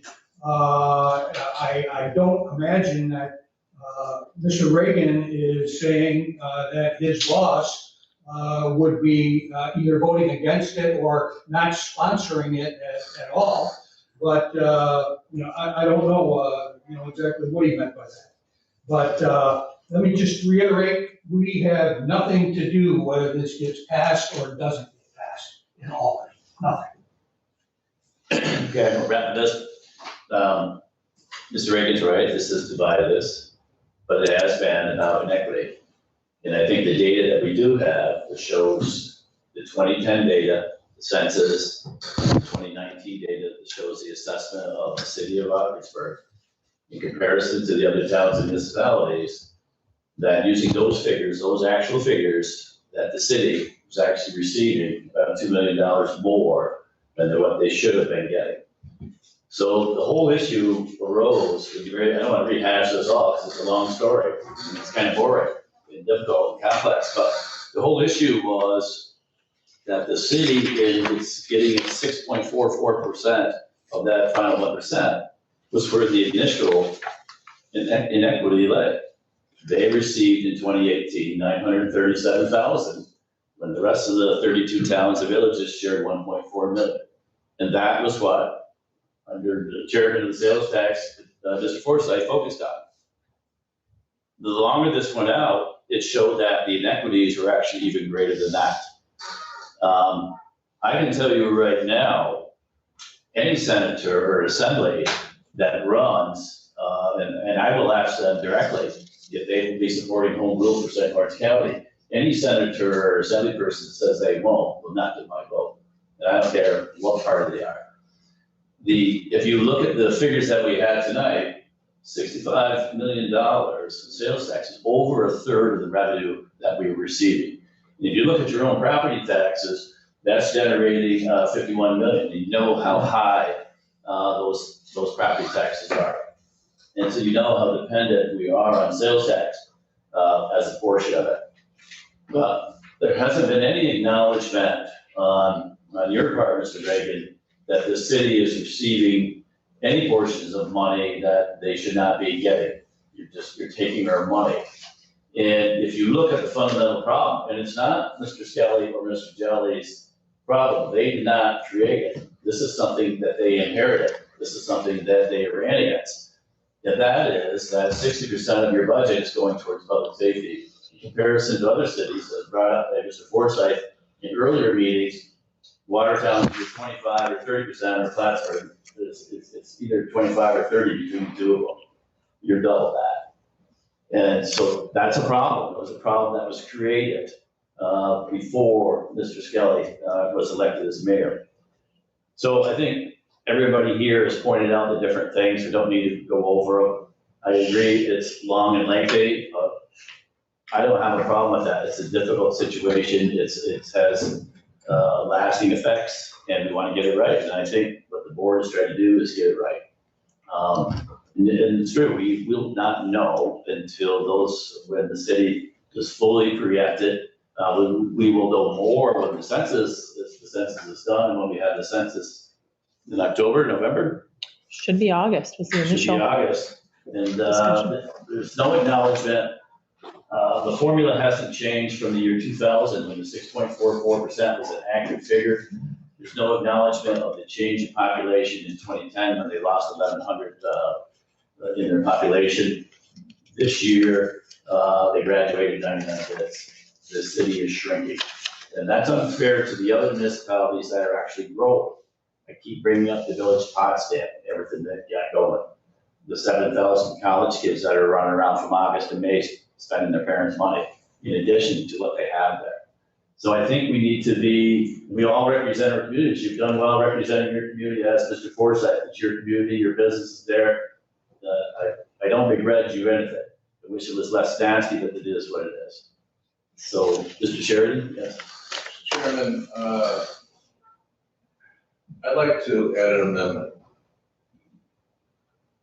My amendment would be to table this until our September meeting. At that time, we will know one big part of the puzzle, and that's the census. There's a motion. Passed by many votes in the last table, and so maybe if we knew that one big part of the puzzle, it would be a compromise on the time to lose. And the other thing is, I wouldn't be surprised that the assembly doesn't take this issue up or even meet yet. I don't even think they're probably gonna convene, in my own personal opinion, but I don't know. So, For sure, I don't think anybody knows, but, and then even if they did convene, I don't know if they'd want to take this issue up. So that's in the form of a motion to, either that, or 30 days after receiving word of what the census is, to have this body make a decision on this. yeah, we have a motion, although the census really would only confirm, well, we have a motion to table, a second. Okay. I would point out, Mr. Chairman, that we just voted on this. The only thing different is the date. I guess I would refer to our parliamentarian because it's a different motion with a different date. And it's a primary motion, it takes precedence. If there's a second on the motion, there is no debate on it, even though that motion has almost been made the same. It's not the same. There's a different date to which the tabling will occur. So it is acceptable on the floor. Let's do a roll call. Just to reiterate, the motion is to table until September finance, after the census data. Forsythe, No. Lightfoot, No. Sheridan, Yes. Smithers, No. Denisha, Yes. Perkins, No. Akers, No. Fay, No. Burke, No. Arquette, Terminelli, Yes. Curran, Yes. Reagan, No.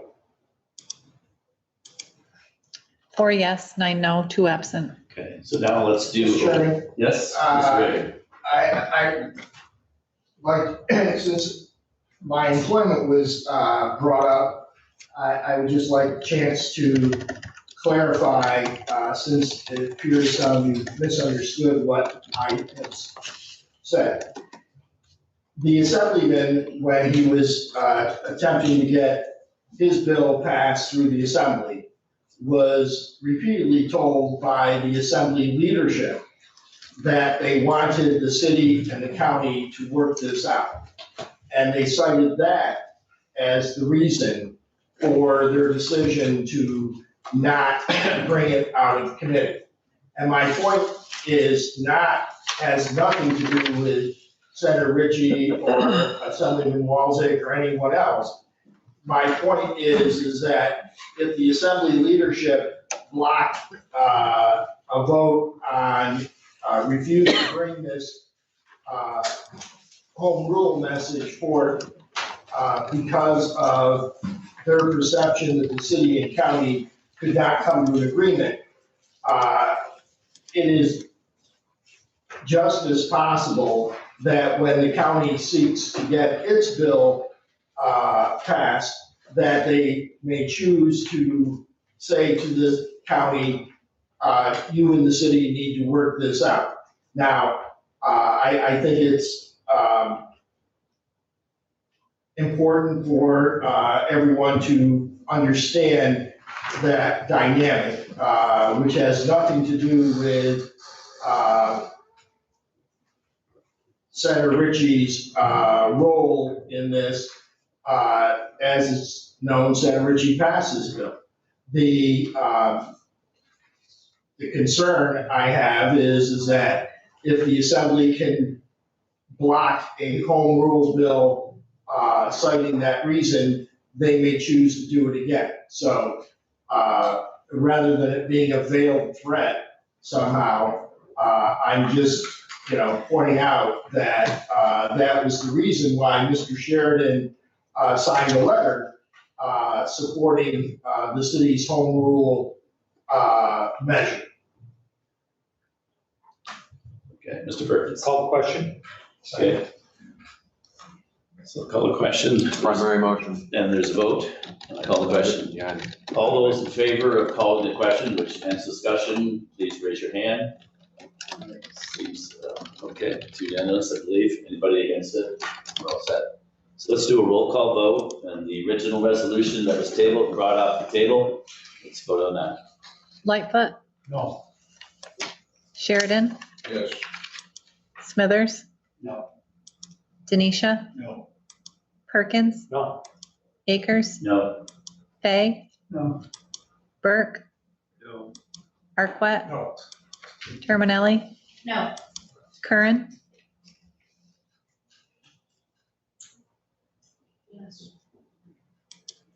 Reagan? Yes.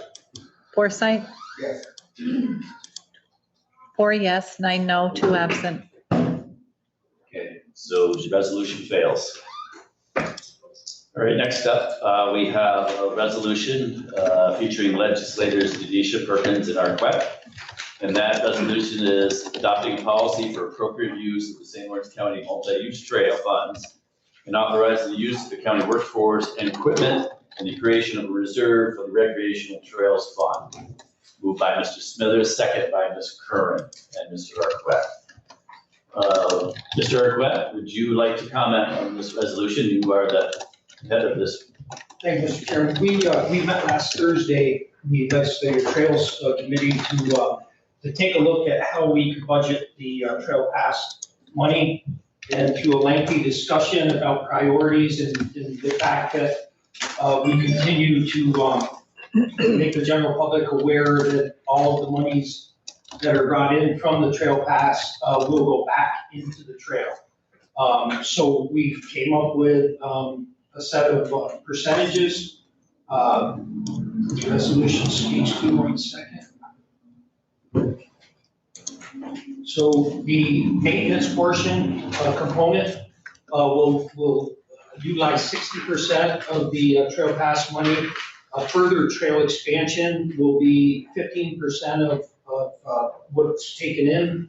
Equipment repairs would be 10%, contingency 10%, and the administration 5%. With the administration, I just want to thank Dylan, a special thank to Ruth and all of her staff. Dylan has done a remarkable job, right from the onset, working the bugs out of this. And we're still working with folks. There's a few folks that are having a little bit of trouble, but overall, it's went very smoothly for our first year. I know that per the trail coordinator's expectations, the sales exceeded that for what she thought would be the entire season. So I don't have that exact number with me today, but that's what this resolution speaks to. Thank you. Anyone else? Dylan, how much money have we generated in trail permits? For county portion, over $48,000. I don't have the exact figure. So that's a good chunk. I get my new machine, but, So 48,000 is the county share. The other share, would we go to the clubs or something? Collected revenue for the clubs, yes. Okay. Yeah. So I will bring this up. I've been hearing a few complaints about noise and rowdy ATVers. And at our soil and water meeting, John can confer with that, and some people upset in the Colton area. So I wondered if any portion of this will be allocated for enforcement, patrols, or anything of that.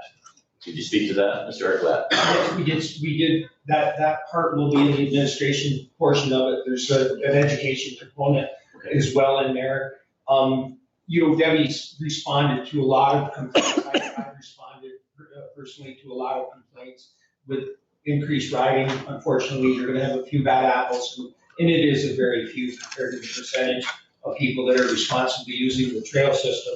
I just reinvigorated the Fraser, the Tri-Town Trail Riders, and within our leadership, and I would assume maybe some of the other clubs have it, but I don't, but we're going to have like a subcommittee that will deal directly with community relations on complaints and issues of ill will there. So we're gonna pursue it and try to mitigate the best we can. Yeah, excellent. Anyone else? Rick, you have something? Yeah, I think Tony hit that very well. There's very few that are actually causing problems, but just like any sect, there's a few bad apples. They will cause some problems, but we expect that we will get those under control. And as far as the noise, somebody's always going to complain. You should listen to the log trucks coming out with their Jake brakes early in the morning. Way louder than the ATVs or UTVs.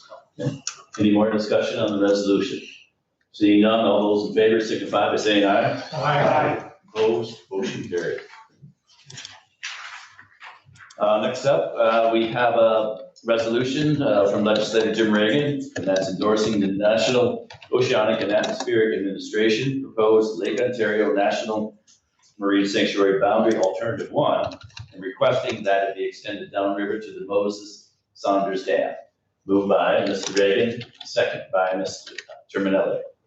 Mr. Chair, can I move to amend this to where it says, be it further resolved that a copy of this resolution be forwarded, and then lists several municipalities that we add to it, U.S. Congresswoman Elise Stefanik, U.S. Congressman John Katko, U.S. Senator Charles Schumer, and U.S. Senator Kirsten Gillibrand.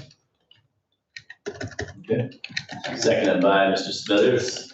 Discussion about the amendment. All those in favor of the amendment signify by saying aye. Aye. Now to the amended resolution. Would you like to speak to it, Mr. Reagan?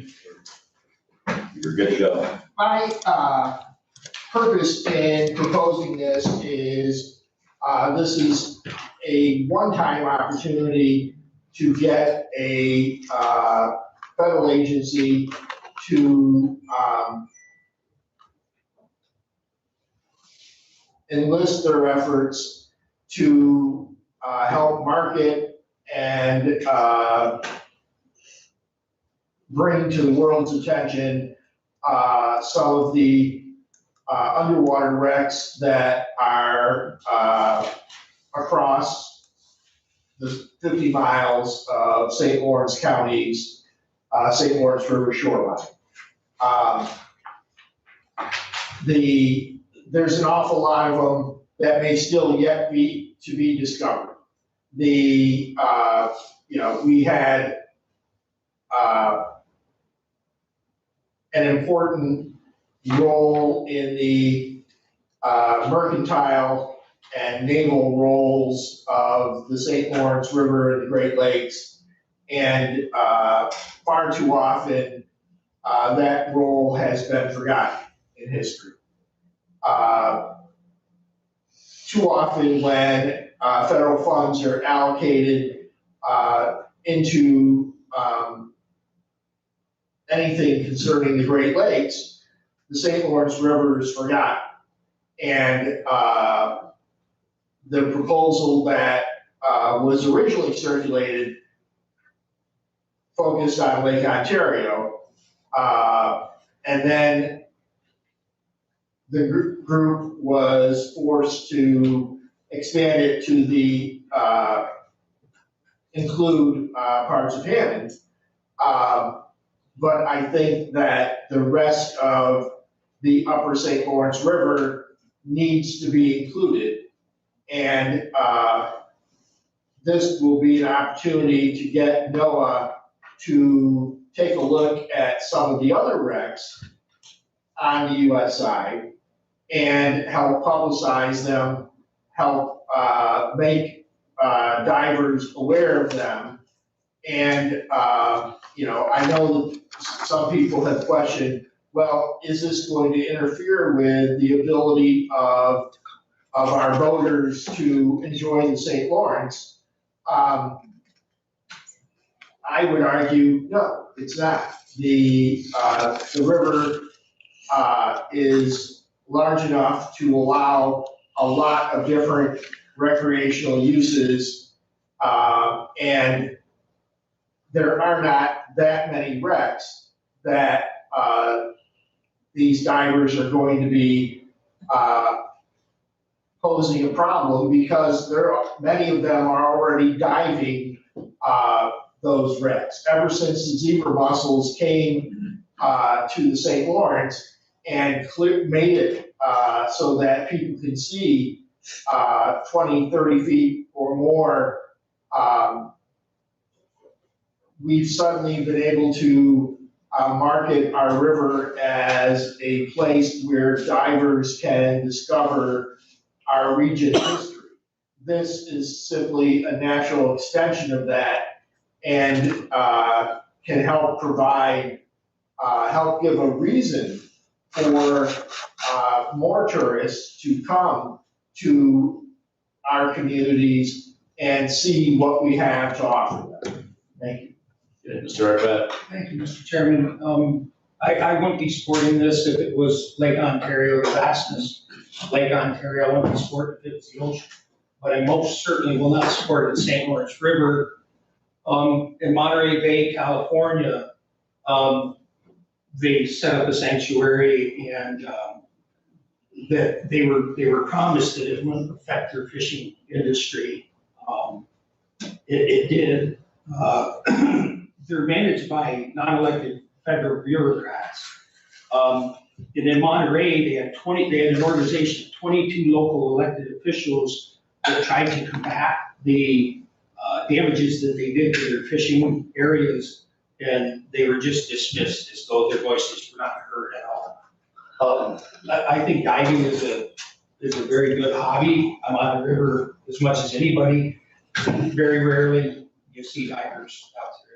They have to have their boat, they have to have their buoys out. So them being below the water surface doesn't mean I'm just not seeing divers out there. And I respect their ability to do that sport, but the majority of what's utilized out there could find itself jeopardized by agencies like this, that once it appears with everything I read, but once they get their claws in, they're not listening to anybody. So commercial ships going up and down that river are huge for us economically here. I would see that as potential, potential problem in the future if the attitude of these agencies are not listening to local leadership. So again, I wouldn't support it if it was Ontario or the ocean. I'm definitely not supporting it. The St. Lawrence River isn't as big as what some people have described it. Ms. Kerman. This is a good portion of the area that I have, Waddington down through. I've been to a few different NOAA sites around the States, and I didn't see where anything was really like down in Key West. You can kind of bring your boat up, go fish there, hang off it, 12 pack out on it, whatever, nobody cares. I would support this. I would ask to be added as a sponsor. Yeah, do that. Ms. Forsythe. I've never heard anything about the fishing town. Can you update me a little bit on that? What did they do that was great with it?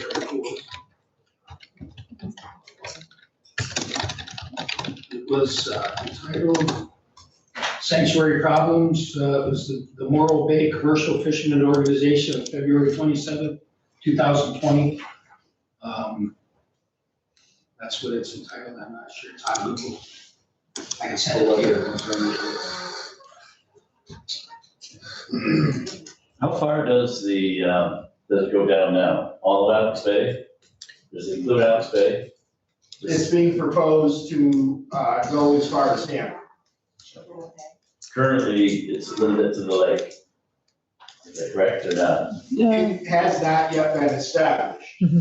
And so So there's two options, and the first alternative is just Lake Ontario. And as Legislator Reagan was mentioning, there's one shipwreck, I forget the name of it, in the Chippewa Bay area that it proposes to include in the Thousand Islands, I believe is the term that they're using for that area of the river.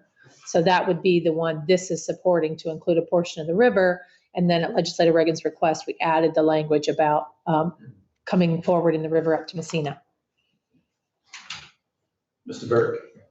I guess, I wonder if there's any urgency on the resolution, if we could find out a little more information. I can speak to that. So they are looking at concluding their comment time period, actually prior to the September board meeting. So that's why this is in your agenda. We have asked the questions about fishing. We have asked the questions about boating, and have been assured, but I think as Legislator Arquette points out, that has occurred in other situations that then becomes a challenge for the area. We can certainly seek additional information. The individual presented to us would be happy to provide any additional information. If you'd like to do that, we can certainly seek some additional assurances, if that's the pleasure of the group. Okay, Mr. Smithers. Yeah, I would ask the same question about the urgency, and I wouldn't feel comfortable voting on this if there are potential concerns that we need to check out. Wouldn't want to vote on it without knowing more information. I said that out to all of us, that particular item. And so if we do have time to do that, I think it'd be a good idea to table it so we can get some assurance about those concerns. So I like that motion. Motion to table, seconded. No discussion on the table. Wait, table for when? Until our next meeting, would that be enough time? Would be next week, Would that fit in? Yeah, if that would work with the time. certainly. Sure. So, all right, with your second, Mr. Arquette, next week is fine. Okay, we have a motion to table this to actually the board meeting. All those in favor signify by saying aye. Aye. Opposed? Motion carried. Okay. Next up is the vacancy review committee for real property. We have Bruce Green with us. We do. Bruce? Yes, good evening. We have a retirement in our office of a senior tax map tech. He's retiring after 30 years here in another 2.5 weeks or so. We're asking to abolish that position and create a tax map technician CAD specialist position. Okay, any questions for Mr. Green? Okay, we actually don't vote on this, or do we? Nope. No? Okay, All set. thank you, Bruce. Thank you, Okay, Bruce. thank you. Thank you. Next up, county administrator's report. Mrs. Doyle. So first, this evening, I'll review with you the second quarter report, which was provided in your agendas. It was in the reverse order this month or this quarter. You received the department summaries first and then the overall county report second. So I'll go over it in that same order. I would share that looking at certainly what you heard from Drescher and Malecki tonight from Luke is reflected in an interesting way in our second quarter report. So if you look at the summary at the top of that report, you're seeing the overall funds combined. So that takes into account some things that aren't included in our general fund. But overall, the irony I just wanted to point out, when we look at salaries for 2021, midway through the year, this year we're at 44.23%, only 0.64% off of last year. Similarly with our fringe benefits, slightly up this year by 1.23% over last year. Our total appropriations is only up, or is down, I apologize, is down 1.2%. From 2020. And revenue, you might ask, because as was pointed out, the state practiced their withhold activity last year, as well as an overall 20% for a long period of time. We are looking better only modestly by just under 2.5% this year at 54%. And that's all funds. So there was a couple of areas I wanted just to point out that I know were of particular concern when we were shut down last year. For example, in the county clerk compared to how we're rebounding this year. So at the midway point last year, we were looking at approximately 1.3 million in revenue. And as you'll note on page 2 of 8, we are at 2.2 million this year and looking at an overall percentage change of 39% from 6.46%. So as you can see, we're rebounding nicely. Looking toward the end of the year, still I think a little low from what budget was looking toward, but overall a big change from having the offices open and moving back to full in-person transactions without appointments at this time. But overall, when you look through the departments, there are 10 departments who are looking less than their 25%, which as you might recall was the first quarter, as far as revenue is concerned. And as was mentioned, I think by our auditors, as well as a trend we typically see, we usually follow that quarter behind. Once we've closed the quarter with expenses, those are submitted for reimbursement. So you have a few departments dealing with that. You do have 11 out of our 25 departments that are within that 10%. So they've just come in below or just above that 50% mark. And there's only 5 specifically well over that 50%. And that typically is associated with revenue challenges that they're facing, whether it's reimbursement or a change in their revenue. I did also want to highlight, I think there's been lots of discussion about sales tax as well. The overperformance of sales tax has this year 4.9 million, as you all saw in the report that was just shared by the treasurer. But we also are looking at 840,000 out of our first 2 quarters. That was 97,000 each quarter removed. Last year it was in one payment. This year it's quarterly for the hospital distressed fund. We also are looking at that reduction in AIM continuing to be taken out annually.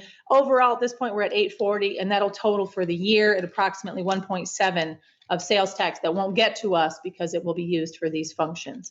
And there continue to be conversations about how the counties, the state can have the additional dialogue about that sales tax diversion. So certainly be hearing more conversations about that. Next up is always health insurance, another area. I think Legislator Lightfoot did speak to some of this. We are at approximately 63% or 9.8 million of our 15.5 on the medical component. As you know, we've streamlined our health insurance reporting over the last few years. And our pharmacy right now is at 46%. So we're in a decent place there. We are seeing between 500 and 750,000 in rebates and capitations associated with some of the discounts that the board has taken action to go after. So we do have some concerns there. We're watching that very closely. We are at actuals of 14.25 million of our 21.75. So we certainly will visit this throughout the rest of the year and track these claims as they impact our budget appropriations. Are there questions at this point? Mr. Burke.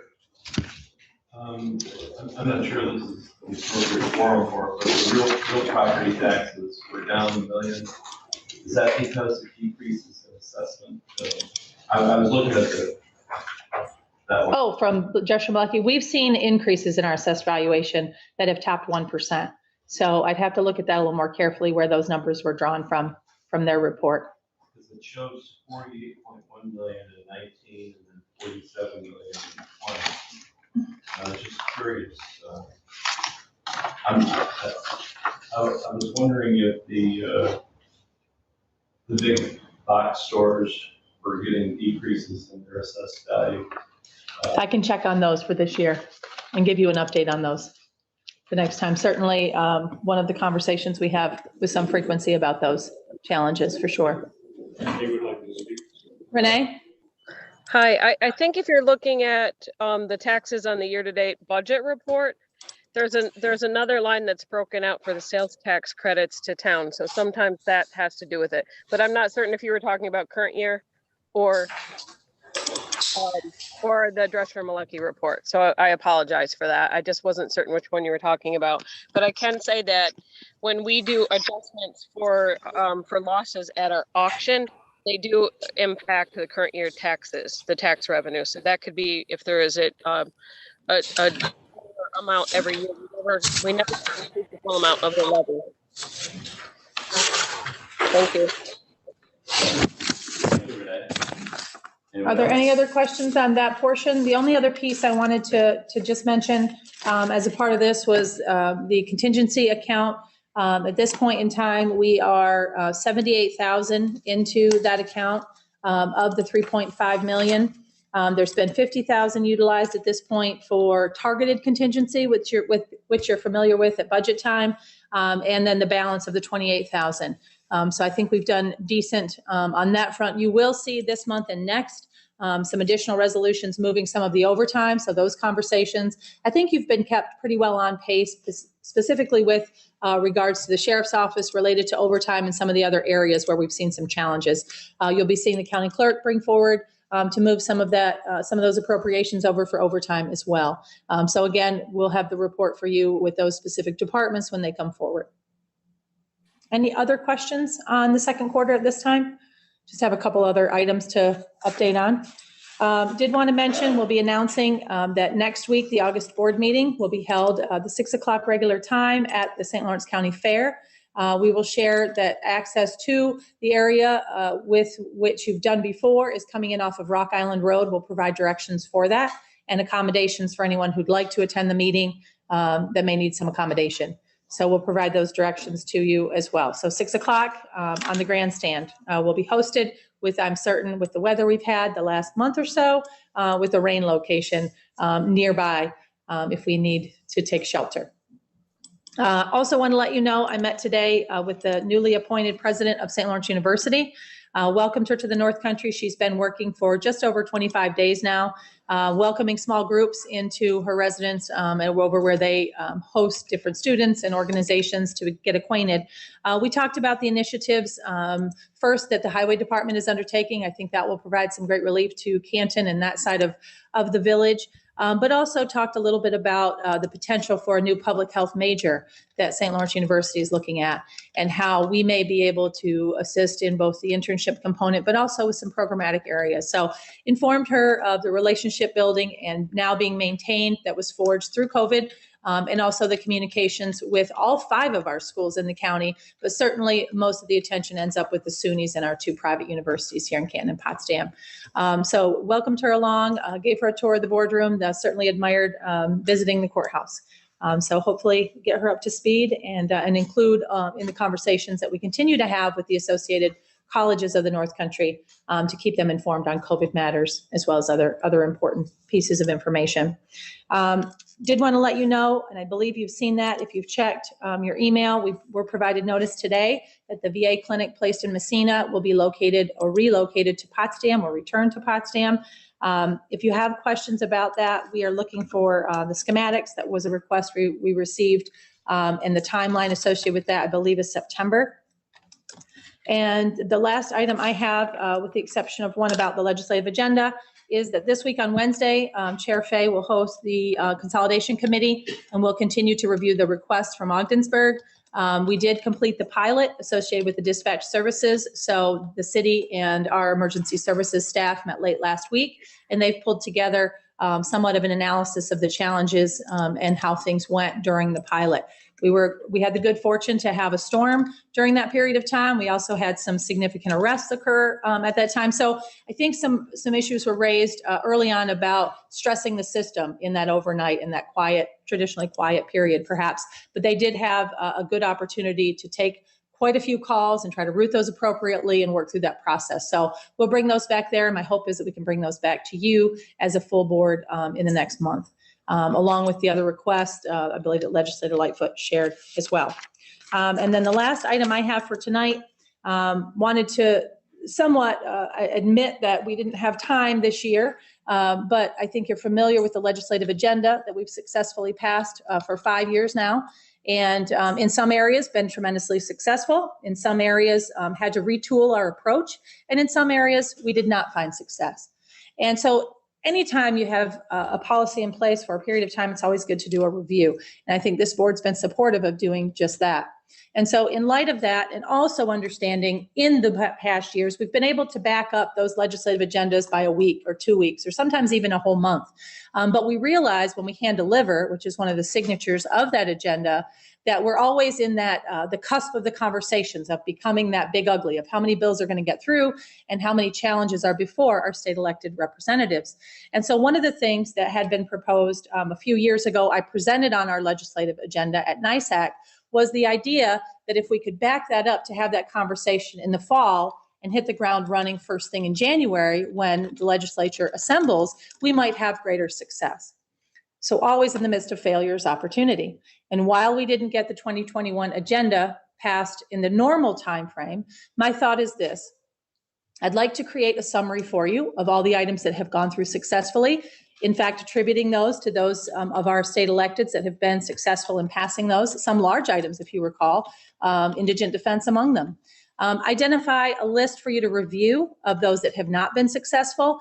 Identify which of the list that we have remaining is worth keeping, is worth dropping, and perhaps identify a few new areas that the board's interested in pursuing.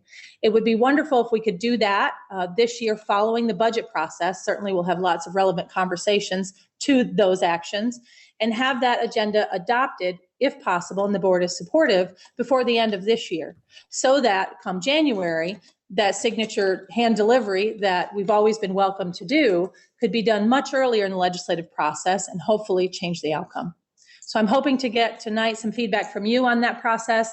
Been trying to make sure this stays relevant for you. I think it's been helpful to us, but to try to tweak the process and hopefully see our way through. Thoughts or questions? Dave?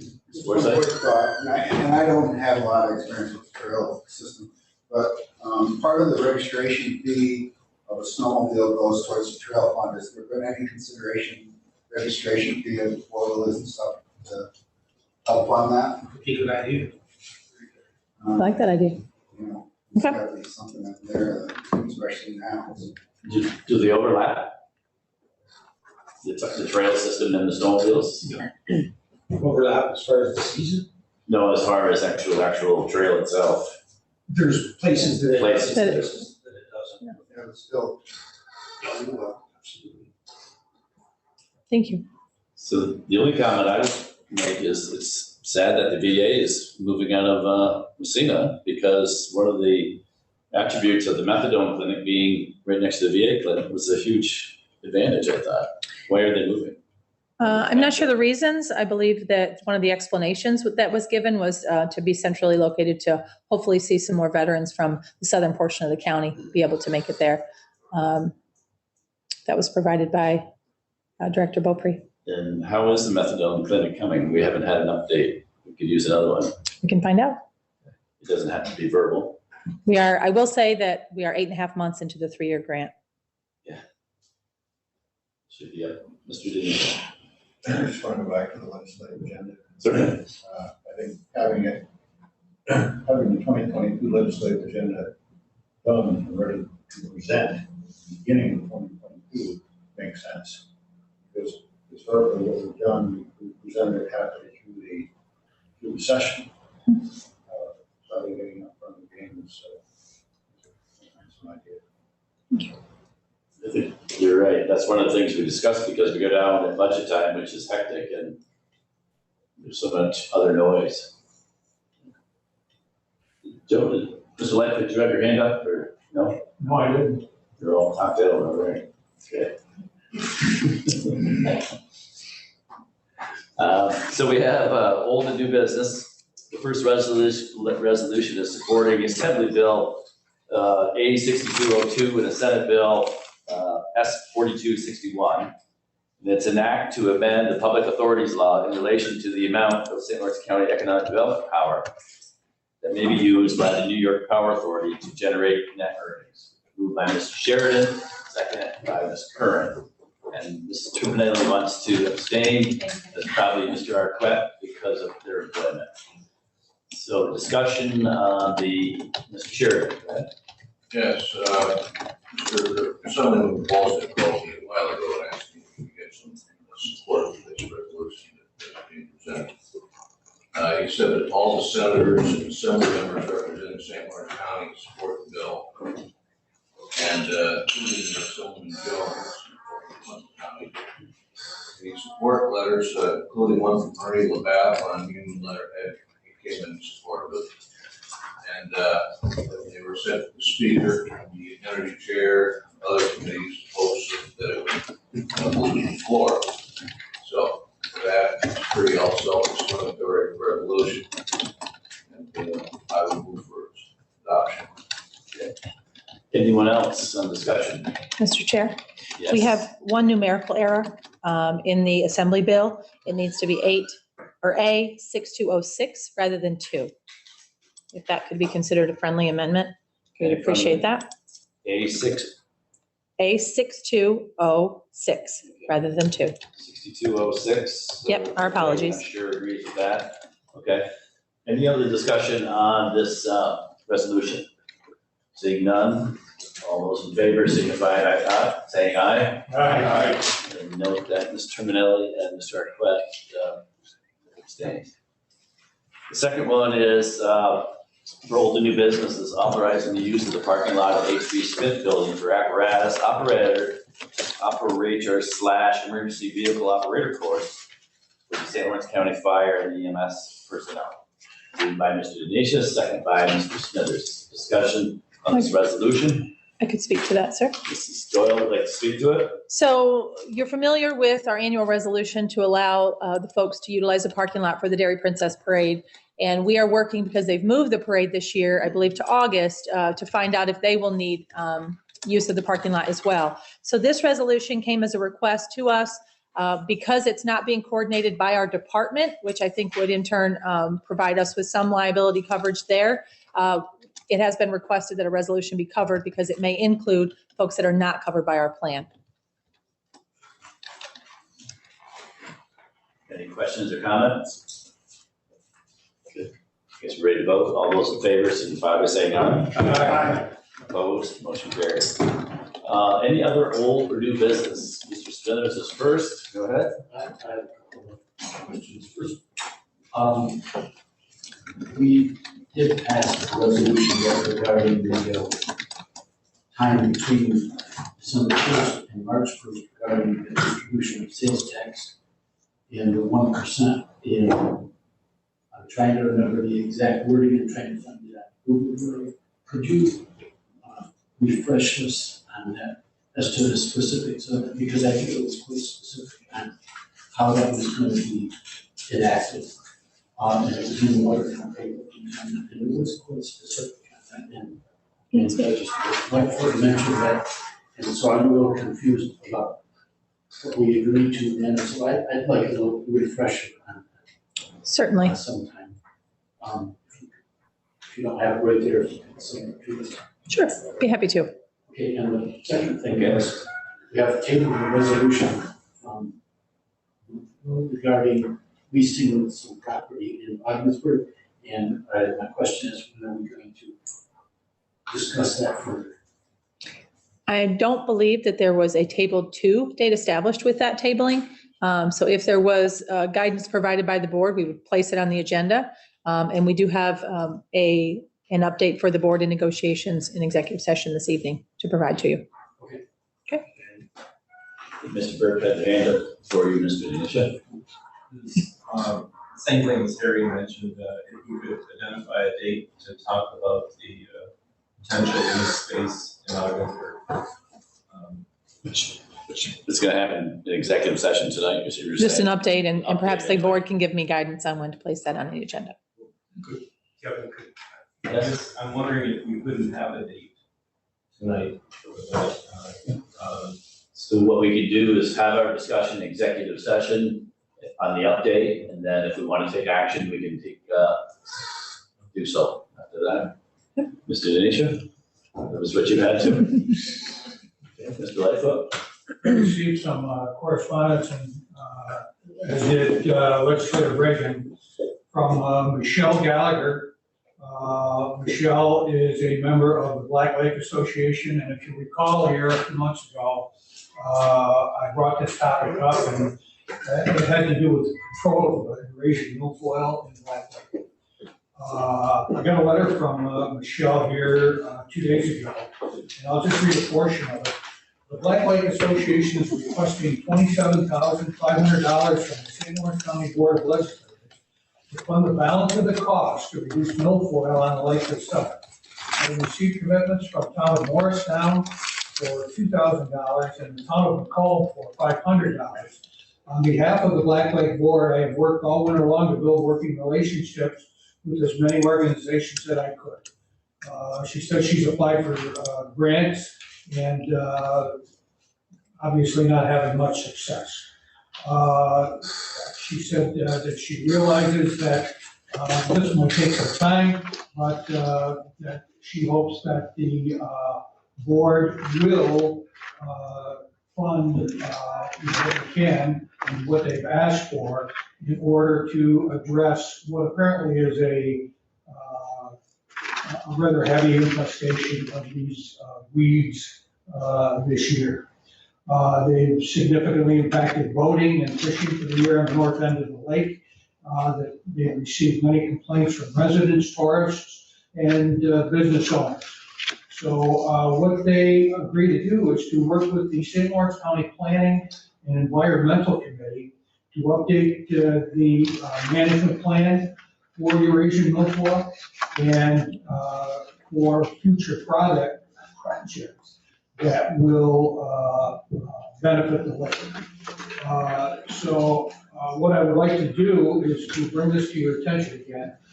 And I will be bringing forward a resolution, not at the board meeting, but at either the operations or the services meeting, asking for that. So this point of information at this time, something to think about, and be ready to vote on it when a resolution is forward. I will not be bringing a resolution from the floor because I abhor them. So I'll wait to go through the proper channels. Mr. Burke? I'm wondering if we could have a broader perspective on all the invasive species in St. Lawrence County. I'm not sure that there are others that is likely, but I'm wondering if the environmental management, your organization would give us some guidance on. In reference to what? Well, Joe's talking about the boat. So the Environmental Management Committee does have a subcommittee that meets monthly, and it is the Invasive Species Committee, and it particularly works with that. And then the Eurasian milfoil was brought to the Watershed Management Subcommittee as well. So that particular invasive has been looked at by both subcommittees. But yes, they do meet monthly about other invasive species that we should be concerned about and that are on the rise in St. Lawrence County, typically using information from local areas as it creeps in, whether it's from Pennsylvania or across the Atlantic or through waterways, whatever the case may be. So I'm happy to provide the next meeting. I can provide a synopsis of what the other invasives that they meet about. I don't attend those meetings. They're subcommittee meetings. That one, I believe, is held at 5 o'clock on Monday nights. So we're in meeting here. Go ahead, Mr. Lightfoot. I forgot to add that the Environmental Management Council has asked that the county favorably consider this request. They've looked into it, they've weighed in on it, and they backed the request of the Black Lake Association. And if I could add to that, that recommendation is made for this voting season for this year. And in the future, and I don't want to speak for the entire committee, but as the liaison, the chairman of the Watershed Management Subcommittee has actually created a matrix that should funding be allocated in the future to deal with invasives in St. Lawrence County. Likens to kind of an RFP kind of process where communities could apply for funding and a matrix could be applied to it to prioritize funding for each fiscal year. So if that's something that the board would like shared with them or a tool that we would like to consider, I'm happy to provide that. I think it's a great tool, not just for this, but a great tool for any other areas where municipalities are coming with concerns or they would like some funding kind of headed their way. It's a nice tool to prioritize that. Better have a budget there, Mr. Lightfoot. You, Mr. Akers. I'll say so. Okay, anyone else? Mr. Deschek. Well, I'm not sure, a few years ago, we spent a lot of time discussing the boat run station in Charlotte, down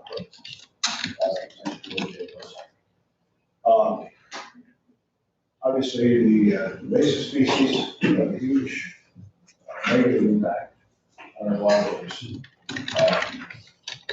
which ultimately affects the taxpayers.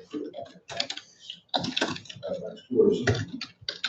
So I guess one of the, I think one of the goals, and there was kind of a mixed bag. Everyone was bringing their hands over it between the water and our passage. But the Eurasian milfoil, that stuff is, you see where it's not, the Black Lake was clogged up that entire end. Blind Bay, they had refused.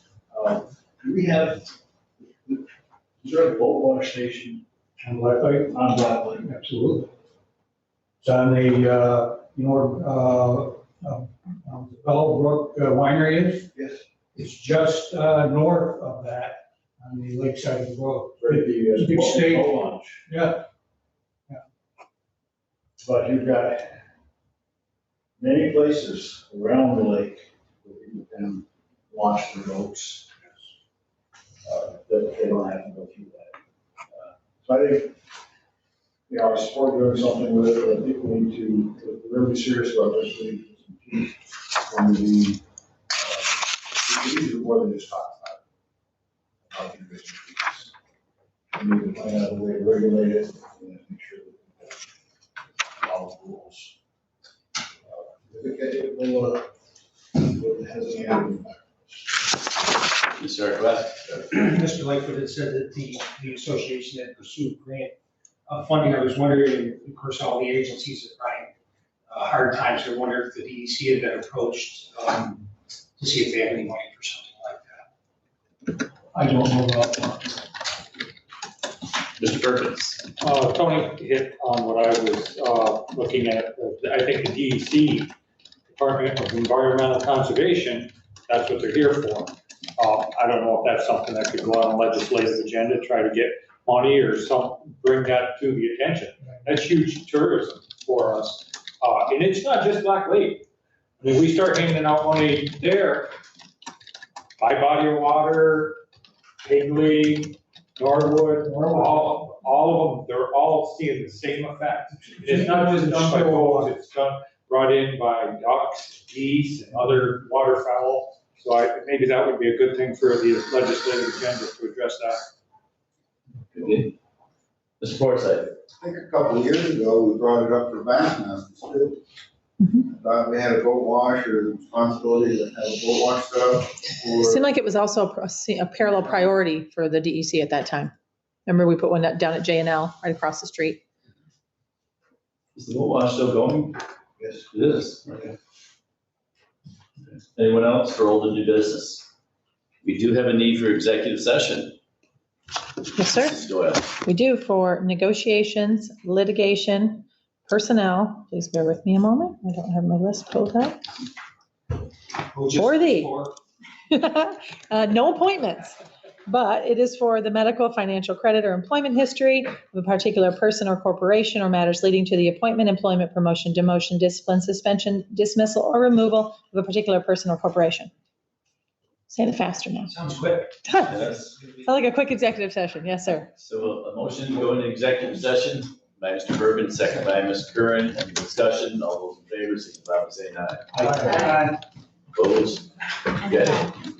I stand corrected, the invasive species committee meets on the The resolutions were, but I would move that the resolutions that were tabled in regards to the lunch building and DSS and motor vehicle, those resolutions be brought back before the board at the September board meeting.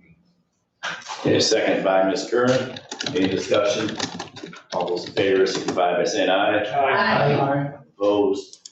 Motion carried. Anything else before the board? I think we can adjourn. Motion to adjourn. Motion to adjourn, seconded by Mr. Perkins. Discussion, all in favor? Thank you. Leave it. Find him a sub?